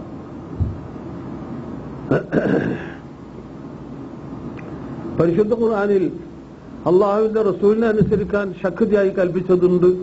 പിന്നെ മറ്റ് മാതാപിതാക്കളെയും മറ്റുമൊക്കെ അനുസരിക്കാൻ കൽപ്പിച്ചത് അതുമുണ്ട്. ഇതൊക്കെ നിങ്ങൾ കേട്ടല്ലോ, നിങ്ങൾ കണ്ടിട്ടും ഉണ്ടാവും ഖുർആൻ ഓതിയിട്ട്. അങ്ങനെ അനേകം ആയത്തുകളിൽ അത് പറഞ്ഞിരിക്കുക. ഇയ്യാക നഅ്ബുദു എന്ന് പറഞ്ഞു കൊടുത്ത് നിന്നെ മാത്രം അനുസരിക്കുന്നു, വേറെ ആരെയും അനുസരിക്കുന്നില്ല എന്ന അർത്ഥം വെച്ചിട്ട് പ്രശ്നമുണ്ടാക്കിയാൽ എന്തുവരും? ഖുർആനിൽ പരസ്പര വൈരുദ്ധ്യമുണ്ടെന്ന് വരും. ഇവിടെ പറഞ്ഞു വേറെ ആരെയും അനുസരിക്കാൻ പാടില്ല എന്ന്, മറ്റനേകം സ്ഥലങ്ങളിൽ പറഞ്ഞു പലരെയും അനുസരിച്ചേ പറ്റൂ. അപ്പൊ പരസ്പര വൈരുദ്ധ്യമായല്ലോ. എന്തിനാണ് ഈ കൂട്ടക്കാർ ഖുർആനിൽ പരസ്പര വൈരുദ്ധ്യം ഇങ്ങനെ ബുദ്ധിമുട്ടി അടങ്ങേറായിട്ട് കെട്ടിച്ചുമത്തുന്നത്? ഇസ്ലാമിന്റെ മിത്രങ്ങൾക്ക് പറ്റിയതാണോ ഇത്? ഖുർആനിൽ ഇങ്ങനെ തകരാറുണ്ടെന്ന് വരുത്തി തീർക്കൽ ഇസ്ലാമിന്റെ മിത്രങ്ങൾക്ക് പറ്റിയതല്ല, ശത്രുക്കളുടെ പണിയാണത്. ഇതാണ് എനിക്ക് ആദ്യം പറയാനുള്ളത്. പിന്നെ ഒരു വാചകം ഞാൻ പറയും, നിങ്ങൾ എഴുതിയെടുത്തോളി. പേനയും കടലാസും ഇല്ലെങ്കിലും മനസ്സിൽ എഴുതിക്കോളി. മുത്വീഉർ റസൂലി, റസൂലിനെ അനുസരിച്ചവൻ ആരാ? മുസ്ലിം. റസൂലിനെ അനുസരിച്ചവൻ മുസ്ലിം. ആബിദുർ റസൂലി, റസൂലിനെ ഇബാദത്ത് എടുത്തവൻ ആരാ? കാഫിർ. ഹലാസ്. നോക്ക്, ആബിദുർ റസൂലി എന്നതിനെ അനുസരിച്ചവൻ എന്ന അർത്ഥം വെച്ചാലോ എന്തുവരും? ആബിദുർ റസൂലി മുസ്ലിം എന്ന് വരും. അങ്ങനെ ഉണ്ടോ? അങ്ങനെ ഉണ്ടാകാൻ പറ്റുമോ? വളരെ തെളിഞ്ഞ ഉപരിപ്ലവമായ ഒരു പച്ചപരമാർത്ഥമാണിത്. പറ്റൂല. പിന്നെ ഇതിൽ നിന്ന് ഒരുപാട് പ്രശ്നങ്ങൾ ഉത്ഭവിച്ചിട്ടുണ്ട്. നബി സല്ലല്ലാഹു അലൈഹി വസല്ലം ഹജ്ജത്തുൽ വദാഇലെ ഖുത്ബയിൽ, അതിപ്രധാനമായ ആ ഖുത്ബയിൽ പറഞ്ഞു, അലാ, ശ്രദ്ധിച്ചോളി, വഇന്ന ശൈത്താന ഖദ് യഇസ അൻ യുഅബദ ഫീ ബലദികും ഹാദാ, നിങ്ങളുടെ ഈ നാട്ടിൽ പിശാചിന് ഇബാദത്ത് എന്നുള്ളത് ഒരിക്കലും ഉണ്ടാവില്ല എന്ന് പിശാച് മനസ്സിലാക്കിയിരിക്കുന്നു. പിശാചിന് ഇബാദത്ത് ഇനി അവിടെ ഉണ്ടാവില്ല. അറഫയിൽ വെച്ചാണ് പ്രസംഗം. അവിടെ എന്നുള്ളത് ഏതുവരെ എന്നുള്ളത് അഭിപ്രായ വ്യത്യാസമുണ്ട്. എങ്കിലും ഹറമൂന്നായിക്കോട്ടെ എന്നുള്ള അധികാരികളും വിശദീകരണം പോട്ടെ. ഇബാദത്ത് ഉണ്ടാവൂല വലാകിന്നഹു റളിയ, പക്ഷെ പിശാച് തൃപ്തിപ്പെട്ടിരിക്കുന്നു, അവനെ അനുസരിക്കുന്നതിൽ തൃപ്തിപ്പെട്ടിരിക്കുന്നു, ഫീമാ ദൂന ദാലിക, താഴെയുള്ള മറ്റു വിഷയങ്ങളിൽ എന്ന്. അപ്പൊ എന്താ ഇപ്പൊ അള്ളാഹുവിന്റെ റസൂൽ പറഞ്ഞത്? ഇബാദത്ത് ഉണ്ടാകയില്ല, ഇതാഅത്ത് അനുസരണം ഉണ്ടാകും എന്ന്. അത് ഇവർക്ക് പറ്റിയില്ല. ഇവർക്ക് അവിടെ വെറുപ്പും പ്രയാസവും തോന്നി. എന്താ വിശേഷം? ഞാൻ കണക്ക് തീർത്ത് പറയട്ടെ. അള്ളാഹുവിന്റെ റസൂൽ പറഞ്ഞ ഒരു വിഷയത്തിൽ വെറുപ്പ് തോന്നിയവൻ കാഫിറാകുന്നു. അതിനൊക്കെ ഇടവന്നത് എന്താ? ഇബാദത്തിന് അനുസരണം എന്ന അർത്ഥം വെച്ചതാ. എന്തൊരു അപകടം! എന്താണ് ചെങ്കായിമാരെ ഇവർ ഇത്ര ആലോചിക്കാത്ത?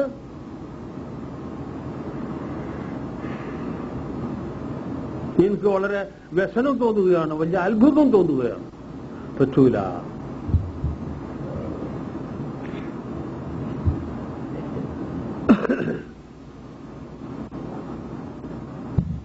ഇവിടുന്ന് ഞാൻ തുടങ്ങിയിട്ട് ഒരുപാട് പ്രശ്നങ്ങൾ ഉണ്ടായിട്ടുണ്ട് അനുസരണം എന്ന അർത്ഥം വെച്ചത്. ഞാൻ ഈ കൂട്ടരുമായിട്ട് നമ്മുടെ നാട്ടിൽ ഒരു പ്രചാരണം തുടങ്ങിയതോടുകൂടി വളരെ ലോക്യത്തിലായിരുന്നു. അതിന്റെ സ്ഥാപക അമീർ എന്റെ വളരെ സ്നേഹിതനാണ്, ചെറുപ്പം മുതൽ. ഒരിക്കൽ ഞങ്ങൾ തമ്മിൽ സംസാരിച്ചുകൊണ്ടിരുന്നപ്പോൾ ഈ സമുദായത്തിന്റെ ദുരവസ്ഥയെ സംബന്ധിച്ചും നേതാക്കന്മാരുടെ വീഴ്ചകളെ സംബന്ധിച്ചും സംസാരിച്ചു. ആ കൂട്ടത്തിൽ എന്റെ ബഹുമാന്യ ഗുരുനാഥൻ, അതായത് ഞാൻ തുറന്നു പറയുന്നു, എന്റെ കണ്ണുകൊണ്ട് അത്ര നല്ലൊരു മനുഷ്യനെ ഞാൻ കണ്ടിട്ടില്ല, ചരിത്രത്തിൽ വായിച്ചിട്ടുണ്ട്. അങ്ങനത്തെ എന്റെ ഉസ്താദ്, നിങ്ങൾ പേര് കേട്ടിട്ടുണ്ടാവും, KM മൗലവി. അദ്ദേഹത്തെ പറ്റി അദ്ദേഹം വഴികെട്ടവനാണെന്ന് പറഞ്ഞു. ഈ പാർട്ടിയുടെ സ്ഥാപക നേതാവ്. എന്താണ് സംഗതി എന്ന് ഞാൻ ചോദിച്ചു. അപ്പോൾ പറഞ്ഞത് ബ്രിട്ടീഷ് ഗവൺമെന്റ്, അന്നാണത്, സ്വാതന്ത്ര്യത്തിന്റെ മുമ്പാണ് ഈ സംഭാഷണം കേട്ടോ. ബ്രിട്ടീഷ് ഗവൺമെന്റിന്റെ ഭരണ നിയമങ്ങൾക്ക് കീഴടങ്ങിയാണല്ലോ അദ്ദേഹം ഇവിടെ ജീവിക്കുന്നത്. ബ്രിട്ടീഷ് ഗവൺമെന്റിന്റെ ഭരണ നിയമങ്ങൾക്ക് കീഴടങ്ങൽ മനുഷ്യൻ കാഫറാവുന്ന കാര്യമാകുന്നു. ഓഹോ, അതാ വിഷയം. അദ്ദേഹം ബ്രിട്ടീഷിന്റെ ഭരണ നിയമങ്ങൾക്ക് കീഴടങ്ങിയത് നിമിത്തം അദ്ദേഹം കാഫറാണെന്നാ അപ്പൊ നിങ്ങൾ പറയുന്നത്? യാ സലാം. ഞാൻ പറയല്ലേ, ഇത്ര നല്ലൊരു സാലിഹായ അള്ളാഹുവിനെ ഭയപ്പെടുത്തി ജീവിക്കുന്ന മുത്തഖിയായ ഒരു മനുഷ്യൻ ഞാൻ വേറെ കണ്ടിട്ടില്ല. അപ്പൊ ഞാൻ പറഞ്ഞു, എങ്ങനെ വന്നു ഇത് എന്ന് ചോദിച്ചു. ആ വിഭാഗത്തിന്റെ അവസ്ഥ അനുസരണം എന്നാണ്, അങ്ങനെ വന്നതാണ്. ആഹാ, വിഭാഗത്തിന് ഞാനിതുവരെ പഠിച്ച അർത്ഥം ആരാധന എന്നാണ്, അനുസരണം എന്ന അർത്ഥം ഞാൻ അറിയില്ല എന്ന് പറഞ്ഞു. അതിന്റെ ഇപ്പൊ ഗൊക്കൊക്കെ പറ്റിയപ്പോ എഴുതുന്നും പറഞ്ഞു. ആഹാ, എന്നാ ഞാനാ ഒന്ന് പരിശോധിക്കട്ടെ, വിഭാഗത്തിന് അനുസരണം എന്നുള്ള ഈ പുതിയ അർത്ഥം എത്രത്തോളം ശരിയാണെന്നുള്ളത് ഞാനൊന്ന് പരിശോധിക്കട്ടെ. ശരിയാണെന്ന് തെളിഞ്ഞാൽ ഞാൻ നിങ്ങളുടെ കൂടെ ഉണ്ടാകും, അല്ലാത്ത പക്ഷം ഞാൻ നിങ്ങളുടെ എതിർഭാഗത്തും ഉണ്ടാവും കേട്ടോ എന്ന് പറഞ്ഞു. അങ്ങനെ തുടങ്ങി പരിശോധിക്കാൻ. ധാരാളം പണ്ഡിതന്മാരുമായി ചർച്ച ചെയ്യുകയും ധാരാളം കിതാബുകൾ പരിശോധിക്കുകയും ചെയ്തു. അന്ന് കേരളത്തിൽ ഒന്നും എവിടെയും ഇല്ലാത്ത ഒരു വലിയ ഡിക്ഷണറി, ലിസാനുൽ അറബ് എന്ന പേര്, മെമറാബാദിൽ ഉണ്ടെന്ന് അറിഞ്ഞിട്ട് അവിടെ പോയി അത് നോക്കാൻ. അത്രയൊക്കെ ഞാൻ ബുദ്ധിമുട്ടിയിട്ടുണ്ട് ഈ വിഷയത്തിൽ. ആ മെമറാബാദിൽ പോയി ലിസാനുൽ അറബ് നോക്കിയപ്പോൾ അതിൽ നിന്ന് ഒരിക്കലും ആ അർത്ഥം ശരിയാവില്ല എന്നും തെളിവ് കിട്ടി. അതിൽ പറഞ്ഞൊരു വാചകം ഞാൻ കാണാപ്പാടാക്കിയതാണ്. വഅമ്മാ അബ്ദുൻ ഖദമ മൗലാഹു ഫലാ യുഖാലു അബ്ദഹു. ഒരു അടിമ യജമാനന് ഖിദ്മത്ത് ചെയ്താൽ, ഖിദ്മത്ത് ഇപ്പൊ എന്താ? യജമാനോട് അനുസരണല്ലേ ഖിദ്മത്ത്? അനുസരണക്കേടായിട്ടുള്ള ഒരു ഖിദ്മത്തുണ്ട്. ഖിദ്മത്ത് ചെയ്താൽ ഫലാ യുഖാലു അബ്ദഹു, ഇബാദത്ത് ചെയ്തു എന്ന് പറയൂല. അതാണ് കണ്ടത്. എന്റെ യാത്ര മുതലായെന്ന് പറഞ്ഞു ഞാൻ. അങ്ങനെയുള്ള എന്റെ ആ അന്വേഷണം, ആ അന്വേഷണത്തിന് വേണ്ടി ഞാൻ ചെയ്തിട്ടുള്ള ത്യാഗങ്ങൾ എന്നെ ഇപ്പോൾ നിങ്ങൾ കാണുന്നിടത്ത് എത്തിച്ചു. സഹോദരങ്ങൾ, മഹാ അപകടമാണ്. അപ്പോ അനുസരണം എന്നുള്ള അർത്ഥം ഇവിടെ ഒക്കൂല. അർത്ഥം അതിനുണ്ടോ ഇല്ല എന്നുള്ള പ്രശ്നമല്ല, ഇവിടെ അത് പറ്റൂല എന്നുള്ളതാ പ്രശ്നം കേട്ടോ. അത് എങ്ങനെ നമുക്ക് ബോധ്യപ്പെടും? ഇത് തന്നെ ഒന്നും വേറെ സ്ഥലത്ത് പലരെ അനുസരിക്കാൻ അള്ളാഹു കൽപ്പിച്ചിരിക്കുന്നു. അതുകൊണ്ട് ഇവിടെ അർത്ഥം വെക്കാൻ പറ്റൂല. വ്യക്തമായ തെളിവാണ്. ഇനി നമ്മളൊന്ന് പരിശോധിക്കുക. ഇബാദത്തിന് അള്ളാഹുവിന് മാത്രം ഇബാദത്ത് അള്ളാഹുവിന് മാത്രം എന്ന് പ്രബോധനം ചെയ്യാൻ വന്ന പ്രവാചകന്മാരുടെ ചരിത്രത്തിലേക്ക് ചെറിയൊരു എത്തിനോട്ടം. ഈ രംഗത്ത് ആദ്യം വന്നത് നൂഹ് നബിയാണെന്ന് കാണുന്നുണ്ട്. നൂഹ് നബിക്ക് മുമ്പ് പ്രവാചകന്മാർ വന്നിട്ടുണ്ടെങ്കിലും അവർക്കൊന്നും തന്നെ ബിംബാരാധനയ്ക്കെതിരായി പ്രസംഗിക്കേണ്ടി വന്നിട്ടില്ല. ബിംബാരാധന ലോകത്ത് തുടങ്ങിയതിനു ശേഷം അള്ളാഹു അയച്ച പ്രവാചകൻ നൂഹ് നബിയാണ്. അപ്പൊ അദ്ദേഹം ആ കാര്യത്തിൽ പ്രവർത്തിക്കേണ്ടി വന്നു. അദ്ദേഹത്തിന്റെ ജനത വദ്, സുബാഅ്, യഗൂസ്, യഊഖ്, നസ്ർ ഇങ്ങനെ 5 ഔലിയാക്കന്മാർ ഔലിയാക്കന്മാർ തന്നെ പറഞ്ഞു ഇബാദത്ത് ചെയ്യുന്നവരായിരുന്നു. നൂഹ് നബി വന്നിട്ട് പറഞ്ഞു പാടില്ല, വദ്, സുബാഅ് മുതലായവർക്ക് ഇബാദത്ത് പാടില്ല, ഇബാദത്ത് അള്ളാഹുവിന് മാത്രം, ലാ ഇലാഹ ഇല്ലല്ലാഹ് എന്ന് പറഞ്ഞു. അപ്പൊ അതിന്റെ അർത്ഥം എന്താണ്? വദ്, സുബാഅ് മുതലായവരെ അനുസരിക്കാൻ പാടില്ല എന്നല്ല അർത്ഥം. അവർക്ക് അടിമപ്പെടാൻ പാടില്ല എന്നുമല്ല. പിന്നെയോ വദ്, സുബാഅ് മുതലായവരെ ആരാധിക്കാൻ പാടില്ല എന്ന് തന്നെയാണ് അതിന്റെ അർത്ഥം. വേറൊന്നും അവിടെ പറ്റൂല. ഒന്ന്. പിന്നീട് വന്ന ഏറ്റവും പ്രധാനപ്പെട്ട പ്രവാചകൻ ഇബ്രാഹിം നബി അലൈഹി ഇസ്ലാമിന്റെ കഥയും കൂടി കേൾക്കുക. ഇബ്രാഹിം നബി വന്നപ്പോൾ മനുഷ്യർ സൂര്യൻ, ചന്ദ്രൻ, നക്ഷത്രങ്ങൾ, വിഗ്രഹങ്ങൾ ഇവയെല്ലാം ആരാധിക്കുന്നവരായിരുന്നു. ഇതൊന്നും പാടില്ല, ഇബാദത്ത് അള്ളാഹുവിന് മാത്രമേ ആകാവൂ. നമ്മളെ സൃഷ്ടിക്കുകയും സംരക്ഷിക്കുകയും ചെയ്തുകൊണ്ടിരിക്കുന്ന സർവശക്തനായ ആ യജമാനന് മാത്രമേ, അവനക്ക് മാത്രമേ ഇബാദത്ത് പാടുള്ളൂ, ലാ ഇലാഹ ഇല്ലല്ലാഹ് എന്ന് ഇബ്രാഹിം നബി പറഞ്ഞു. അപ്പൊ അതിന്റെ അർത്ഥം സൂര്യനെയും ചന്ദ്രനെയും അനുസരിക്കാൻ പാടില്ല, സൂര്യൻ, ചന്ദ്രൻ മുതലായതിനൊന്നും അടിമപ്പെടാൻ പാടില്ല എന്നല്ല. ആ രണ്ടർത്ഥം അവിടെ പറ്റൂല. ആരാധിക്കുക എന്നുള്ള അർത്ഥം തന്നെ അവിടെ ഉള്ളൂ. 2. അവിടെ വേറൊന്നും കൂടി ശ്രദ്ധിക്കാനുണ്ട്. അന്നത്തെ ഭരണാധികാരി ലോകത്ത് അറിയപ്പെട്ട അതിദുഷ്ടന്മാരായ താഗൂത്തുകളിൽ പ്രധാനിയായിരുന്നു നമ്രൂദ്. നമ്രൂദിന്റെ ഭരണത്തിന് കീഴിലാണ് ഈ ജനത വളരുന്നത്, ജീവിക്കുന്നത്. എന്നാൽ ആ ഭരണം സംബന്ധിച്ച് എന്തെങ്കിലും ഇബ്രാഹിം നബി പറഞ്ഞതായ ഒരു റിപ്പോർട്ട് എവിടെയും ഖുർആനിൽ കാണുന്നില്ല. നേരെ മറിച്ച് ഈ ആരാധന സംബന്ധിച്ചുള്ള അതിഭയങ്കരമായ വിഷയങ്ങൾ കാണുന്നു. ഒറ്റ ഒരു തുണയില്ലാത്ത സന്ദർഭത്തിലാണ് രാജധാനിയിലെ അമ്പലത്തിൽ കയറി ചെന്നിട്ട് വിഗ്രഹങ്ങളെല്ലാം തച്ചുടച്ചത്. അത്ര വിപ്ലവം നടത്തിയ ഒരു പ്രവാചകനെ നമ്മൾ വേറെ അറിയുന്നില്ല. ആ വക വിഷയങ്ങളൊക്കെ ഖുർആനിൽ എടുത്ത് പറഞ്ഞിരിക്കുന്നു. നമ്രൂദിന്റെ ഭരണത്തിനെതിരായി നമുക്കൊരു ഹുക്കൂമത്തെ ഇലാഹി ഉണ്ടാക്കണം, അല്ലാതെ രക്ഷയില്ല എന്ന് ഇബ്രാഹിം നബി എവിടെയും പറഞ്ഞിട്ടില്ല. അപ്പോൾ ആ വിഷയം തന്നെ അപ്രസക്തം എന്നാ ഞാൻ പറയുന്നത്. പിന്നീട് വന്ന മുഹമ്മദ് നബി സല്ലല്ലാഹു അലൈഹി വസല്ലം വന്നപ്പോൾ മനുഷ്യർ ലാത്ത, ഉസ്സ, മനാത്ത് മുതലായ വിഗ്രഹങ്ങൾക്കും മറ്റ് പല മഹാത്മാക്കൾക്കും ഇബാദത്ത് ചെയ്യുന്നവരായിരുന്നു. ഇതൊന്നും പാടില്ല, ഇബാദത്ത് അള്ളാഹുവിന് മാത്രം, ലാ ഇലാഹ ഇല്ലല്ലാഹു എന്ന് മുഹമ്മദ് നബി സല്ലല്ലാഹു അലൈഹി വസല്ലം പ്രബോധനം ചെയ്തപ്പോൾ അതിന്റെ സാരം ലാത്തയെയും ഒന്നും ആരാധിക്കാൻ പാടില്ല, അള്ളാഹുവിന് മാത്രം ആരാധിക്കണം എന്ന് തന്നെയാണ് അതിന്റെ അർത്ഥം. അനുസരണത്തിന്റെയും അടിമത്വത്തിന്റെയും വർത്തമാനം അവിടെ ഇല്ല. 3 പ്രവാചകന്മാരുടെ, പ്രധാനികളായ പ്രവാചകന്മാരുടെ വിഷയത്തിലേക്കാണ് ഞാൻ ഇപ്പോൾ ചൂണ്ടിക്കാണിച്ചത്. എന്നാൽ മറ്റെല്ലാ പ്രവാചകന്മാരും ഇങ്ങനെ തന്നെ എന്നുള്ളതിൽ യാതൊരു സംശയത്തിനും വകയില്ല. അപ്പോൾ അമ്പിയാക്കന്മാരുടെ അടുക്കൽ ഇബാദത്തിന് ആരാധന എന്നർത്ഥമല്ലാതെ അനുസരണമെന്നും അടിമത്തമെന്നും ഇവിടെ അർത്ഥമില്ല. ഇത് വെറുപ്പ് കെട്ടിണ്ടാക്കിയതാ. എന്തിനു വേണ്ടി? ഭരണം സ്ഥാപിക്കാൻ വേണ്ടി. എന്നിട്ടോ എന്തായി? ഖസറ ദുനിയാവൽ ആഖിറ. ദുനിയാവും ആഖിറവും രണ്ടും നഷ്ടപ്പെട്ടു കേട്ടോ. എന്തേ നഷ്ടം വന്നത്? നമസ്കാരം, നോമ്പും, ഹജ്ജും, സക്കാത്തും ഒക്കെ ഭരണം നടത്താനുള്ള പരിശീലനമായിട്ടാണ് അള്ളാഹു ഫറലാക്കിയതെന്ന് അള്ളാഹുവിന്റെ പേരിൽ കളവ് പറഞ്ഞു വരും കേട്ടോ. എന്നിട്ടോ എന്തായി? ഖസറ ദുനിയാവൽ ആഖിറ. ദുനിയാവും ആഖിറവും രണ്ടും നഷ്ടപ്പെട്ടു കേട്ടോ. എന്തേ നഷ്ടം വന്നത്? നമസ്കാരം, നോമ്പും, ഹജ്ജും, സക്കാത്തും ഒക്കെ ഭരണം നടത്താനുള്ള പരിശീലനമായിട്ടാണ് അള്ളാഹു ഫറലാക്കിയതെന്ന് അള്ളാഹുവിന്റെ പേരിൽ കളവ് പറഞ്ഞു വരും കേട്ടോ. അള്ളാഹു പറഞ്ഞത് നിങ്ങൾ നിസ്കാരം കൃത്യമായിട്ട് ചെയ്തോളി, നോമ്പ് നൽകി, ഹജ്ജ് ചെയ്യി, നിങ്ങളുടെ പാപം പുറത്തു തരും എന്നാണ് പറഞ്ഞത്. പരലോകത്ത് നിങ്ങൾക്ക് സ്ഥാനം തരും, രക്ഷ നൽകും എന്നാണ് പറഞ്ഞിട്ടുള്ളത്. നിങ്ങൾക്ക് ഭരണം നടത്താൻ ഇതൊരു ഉപാധിയായി അള്ളാഹു പറഞ്ഞിട്ടില്ല. എന്നിട്ട് ഇവരെന്ത് ചെയ്തു? അള്ളാഹുവിന്റെ പേരിൽ കളവ് കെട്ടി പറഞ്ഞു. ഇതൊക്കെ അള്ളാഹു ഫറലാക്കിയത് ഈ ആവശ്യത്തിലേക്ക് വേണ്ടിയാണ്. എന്തേപ്പോ അവിടെ വന്ന അപകടം? മഹാ അപകടം. എന്താണ്? ഇന്നമൽ അഅ്മാലു ബിന്നിയ്യാത്ത് എന്ന് സന്ദർഭവശാൽ ഞാൻ നേരത്തെ പറഞ്ഞല്ലോ. ഭരണം ഉദ്ദേശിച്ച് നമസ്കരിച്ചു, എന്നിട്ടോ വയറളി. ഭരണം കിട്ടിയോ? ഈ നിസ്കാരത്തിന് ആഹ്ലത്തിൽ ചെന്നാൽ കൂലി കിട്ടുമോ? ഇല്ല. അതാ പറഞ്ഞു, ദുനിയാവ് ആഹ്റവും നീട്ടപ്പെടുത്താണ് ഇവർ ചെയ്തിരിക്കുന്നത്. പാവങ്ങൾ, പോയത്തക്കാർ. ഇതെന്തൊരു അത്ഭുതം!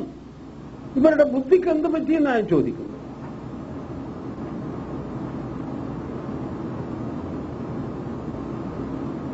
അപ്പോ ഈ അമ്പിയാക്കന്മാരുടെ അടുക്കൽ ഇബാദത്തിന് ഈ അർത്ഥമല്ലാതെ അനുസരണം എന്നുള്ള അർത്ഥം ഇല്ല, അടിമത്വം എന്നുള്ള അർത്ഥവും ഇല്ല. അതിനു പുറമെ നിനക്ക് മാത്രം ഞങ്ങൾ അടിമപ്പെടുന്നു എന്ന് ഇയ്യാക്കഅ്ബുദിന്റെ അർത്ഥത്തിൽ ഇവര് കെട്ടിച്ചുമത്തിയിട്ടുണ്ട്.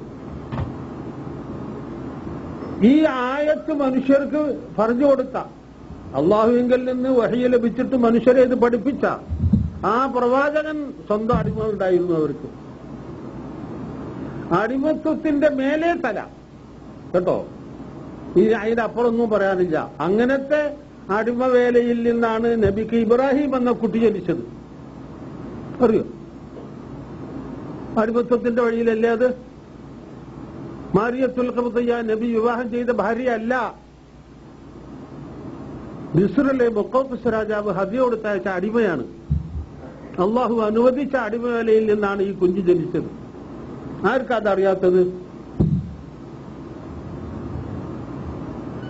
അള്ളാഹു പരിശുദ്ധ ഖുർആനിൽ വളരെയധികം പ്രശംസിച്ചിട്ടുള്ള ഇസ്മായിൽ നബി മേൽപ്രകാരം അടിമവേലയിൽ കൂടി ജനിച്ച ആളാണ്. എത്ര തെളിഞ്ഞു കിടക്കുന്ന പച്ചപരമാർത്ഥങ്ങളാണിതൊക്കെ. എന്നിട്ട് പറയും പാടില്ല. ആരടാ പാടില്ല എന്ന് പറയാൻ? പടച്ചോൻ പാടുണ്ടെന്ന് പറയുമ്പോ പടച്ചോന്റെ പ്രവാചകന്മാര് ആ നിലയിൽ അത് നടപ്പിൽ വരുത്തിയിരിക്കുന്ന സ്ഥിതിക്ക് പാടില്ല നിങ്ങൾ പറയും.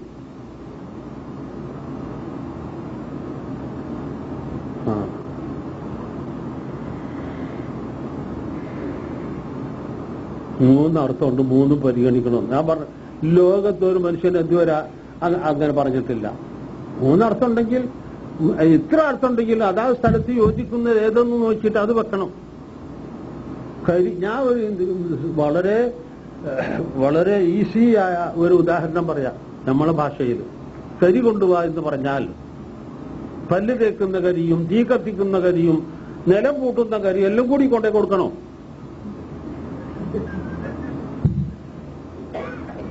എന്തൊരു കഷ്ടമാണ്! എന്ത് പറ്റിപ്പോയി ഇവരുടെ ബുദ്ധിക്കെന്നാണ് ചോദിക്കണം.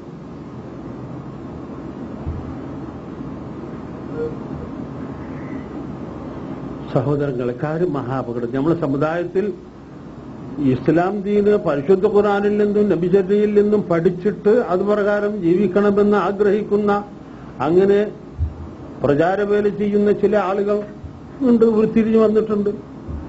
ആ കൂട്ടത്തിൽ നിന്നാണ് ഈ വേർപെട്ടു പോയിരിക്കുന്നത്. എന്തൊരു സങ്കടം! ഇനിയിപ്പോ ഒന്ന് രണ്ട് ചെറിയ വർത്താനം കൂടി പറഞ്ഞോട്ടെ. അരീക്കോട് അടുത്ത് കുനിയിൽ എന്നൊരു സ്ഥലം. അവിടെ ഒരു സത്യാന്വേഷണ സമിതി എന്നൊന്നുണ്ടായി. എന്നിട്ട് അവര് നോട്ടീസ് ഇറക്കി. ലാ ഇലാഹ ഇല്ലല്ലാഹുവിന്റെ അർത്ഥം സംബന്ധിച്ച് ഞങ്ങളുടെ നാട്ടിൽ അഭിപ്രായ വ്യത്യാസം ഉണ്ടായിരിക്കുന്നു. വ്യസനം തന്നെ. അള്ളാഹുവിനെ മാത്രം ആരാധനക്കർഹൻ അള്ളാഹു മാത്രമാണെന്ന് ഒരു കൂട്ടർ അർത്ഥം പറയുന്നു. അനുസരണം, അടിമത്തം, ആരാധന, ഈ മൂന്ന് കാര്യങ്ങൾക്ക് അർഹൻ അള്ളാഹു മാത്രമാണെന്ന് വേറെ കൂട്ടർ അർത്ഥം പറയുന്നു. ഇതിൽ നിന്ന് പ്രശ്നങ്ങൾ ഉത്ഭവിച്ചിട്ടുണ്ട്. അതുകൊണ്ട് ഇത് ശരിക്കൊന്ന് പഠിക്കാൻ ഞങ്ങൾ ആഗ്രഹിക്കുന്നു. ജനങ്ങളും പഠിക്കട്ടെ. ഈ രണ്ട് കക്ഷിയിലും പെട്ട ആലിമീങ്ങളെ ഞങ്ങൾ അവരവരുടെ വാദം തെളിയിച്ച് പ്രസംഗിക്കാൻ ക്ഷണിക്കുന്നു. ജനം രണ്ടും കേട്ടിട്ട് ഓരോരുത്തർക്കും മനസ്സിലാകുന്ന പ്രകാരം അവർ തീരുമാനിച്ചു കൊള്ളട്ടെ. ഈ പൊതുവായ ക്ഷണം അനുസരിച്ച് ഇവിടെ വന്ന് പ്രസംഗിക്കാൻ സന്മനസ്സുള്ളവർ ദയവുണ്ടായി ആ വിവരം ഞങ്ങളെ അറിയിക്കണമെന്ന് അപേക്ഷിക്കുന്നു.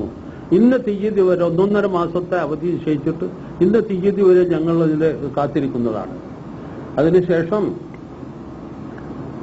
പ്രാസംഗികന്മാരുടെ പേരും മറ്റു വിവരങ്ങളും കാണിച്ച് രണ്ടാമത് നോട്ടീസ് ഇറക്കുന്നതും പരിപാടി നടത്തുന്നതുമാകുന്നു ഇൻഷാ അല്ലാഹ്. ഏതെങ്കിലും ഒരു കൂട്ടർ മുന്നോട്ട് വരാതിരിക്കുന്ന പക്ഷം അവരുടെ കാര്യം പിഴവിലാണെന്ന് അവർ കരുതുന്നു എന്ന് ഞങ്ങൾ പറയും. ഈ യോഗത്തിൽ അധ്യക്ഷം വഹിക്കാൻ പേര് പറഞ്ഞാലിപ്പോ എന്താ വല്ലതും ഉണ്ടോ? അമീർ സിദ്ദീഖ് ഹസൻ സാഹിബിനെ ഞങ്ങൾ ക്ഷണിക്കുന്നതാകുന്നു. അദ്ദേഹം സ്വീകരിക്കാത്ത പക്ഷം കെ ഉമർ മൗലവിയെ ക്ഷണിക്കുന്നതാകുന്നു എന്നും നോട്ടീസ്. അങ്ങനെ നമ്മളെ ഈ 3 അർത്ഥം പറ്റൂല, ഒരർത്ഥമേ പറ്റുള്ളൂ എന്ന വാദക്കാരായ പലരും കത്തയച്ചു. ഞാൻ വരാം, ഞാൻ പ്രസംഗിക്കാം. ഞാനും കത്തയച്ചു. എനിക്ക് ഒരു അരമണിക്കൂർ അനുവദിക്കണം, ഞാൻ പ്രസംഗിക്കാൻ ആഗ്രഹിക്കുന്നു എന്നൊക്കെ പറഞ്ഞിട്ട് ഞാനും കത്തയച്ചു. 3 അർത്ഥക്കാർ കുറെ ആള് കത്തയച്ചു. എല്ലാവരും പറഞ്ഞു ഈ പരിപാടി അനാവശ്യമാണ്, ഞങ്ങൾ വരൂല. എന്റെ വിശേഷം? അവരിടയ്ക്കിടയ്ക്ക് അവിടെ വന്ന് പരിപാടി നടത്തുന്ന സ്ഥലമാണിത്. ഇങ്ങനെ ഒരു വേദി ഉണ്ടാക്കി കൊടുത്തപ്പോ വരൂല്ല എന്ന് പറയാൻ കാരണം എന്ത്? കഴിയൂല. പൂച്ചയുടെ മുമ്പിലേക്ക് മീന് കൽപ്പിച്ചു കൂട്ടി ചാടൂലല്ലോ, വരൂല. അങ്ങനെ അവസാനം യോഗം നടന്നു. ഈ കഴിഞ്ഞ സെപ്റ്റംബർ 15-ാം തീയതി യോഗം നടന്നു. ഞാനും എന്റെ കുറച്ച് സ്നേഹിതന്മാരും കൂടി അവിടെ ചെന്നു. അപ്പൊ മറ്റൊരു അവിടെ നോട്ടീസ് എഴുതി വെച്ചിരിക്കണേ 15-ാം തീയതി ഈ പരിപാടി നടക്കുകയില്ല. നാടുകൾ വലിയ പോസ്റ്ററുകൾ എഴുതി വെച്ചിരിക്കുന്നു. ആ കാരണത്താൽ എത്രയോ ആളുകൾ വരാൻ ഉദ്ദേശിച്ചത് വേണ്ടാന്ന് വെച്ചു. ബസ് ഏർപ്പാട് ചെയ്തിരുന്നു എത്ര ചില നാട്ടുകാർ ഈ യോഗത്തിന് വരാൻ വേണ്ടി.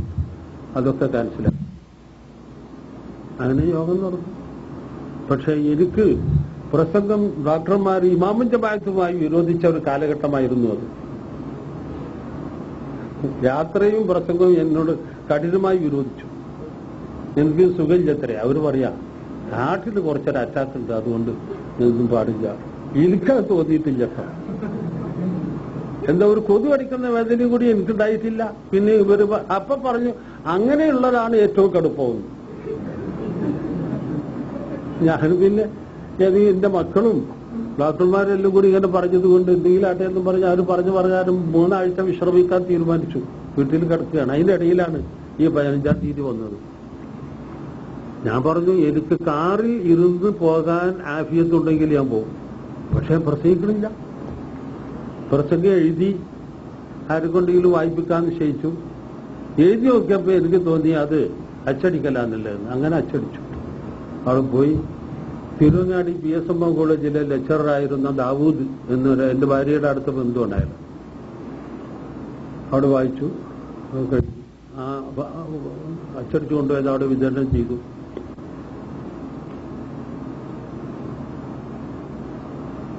അപ്പോ നേരെ തന്നെ അന്ന് അവിടെ വലിയൊരു ബോർഡിൽ നോട്ടീസ് എഴുതി വെച്ചിരിക്കുന്നത് ഒക്ടോബർ ആദ്യത്തെ ആഴ്ചയിൽ അവരുടെ ഒരു വക്താവ് അബ്ദുൽ തങ്ങൾ ഇവിടെ ലാ ഇലാഹ ഇല്ലല്ലാഹുവിന്റെ അർത്ഥം വിശദീകരിച്ച് പ്രസംഗിക്കുന്നതാകുന്നു എന്ന് നോട്ടീസ് ചെയ്ത് വെച്ചു. അപ്പൊ ഞാൻ വീട്ടിൽ ചെന്നിട്ട് അവിടുന്ന് അന്ന് തന്നെ ചെറിയൊരു നോട്ടീസ് ഉണ്ടാക്കി അച്ചടിച്ച കൊടുത്തയച്ചു. ഒക്ടോബർ ആദ്യത്തെ ആഴ്ചയിൽ ഇങ്ങനെ ഇന്ന ആള് പ്രസംഗിക്കുമെന്ന് നോട്ടീസ് കണ്ടു. സംശയം ചോദിക്കുവാൻ അനുവദിക്കുമോ? അനുവദിക്കുമെങ്കിൽ ഞാൻ വരുന്നതാകുന്നു എന്ന് നോട്ടീസ്.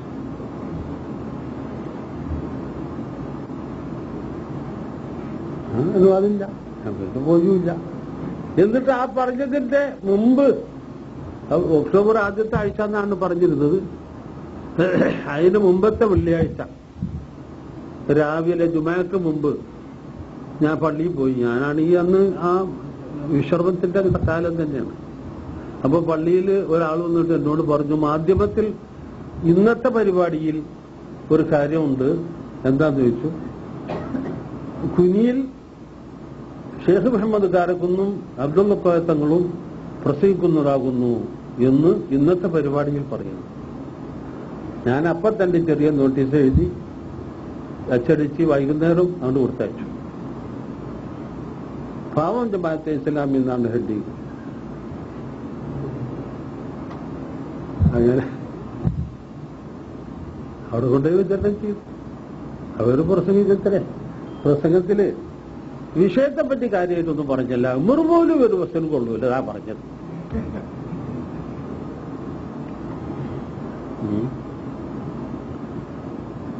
ആട്ടെ, ഇപ്പൊ രണ്ടാമത് ഇപ്പൊ അതിന് വേണ്ട ഏർപ്പാടൊക്കെ ഞാൻ പറഞ്ഞു വെച്ച് പോന്നിരിക്കാൻ. അങ്ങനെ കുനിയിൽ ജമാഅത്തെ ഇസ്ലാമിയുടെ കുനിയൽ തുടങ്ങി. അത് ഇനി ഇൻഷാ അല്ലാഹ് അടുത്ത് പൂർത്തിയാവും. ഇത് രസത്തിന് പറഞ്ഞതാ അവർക്ക്.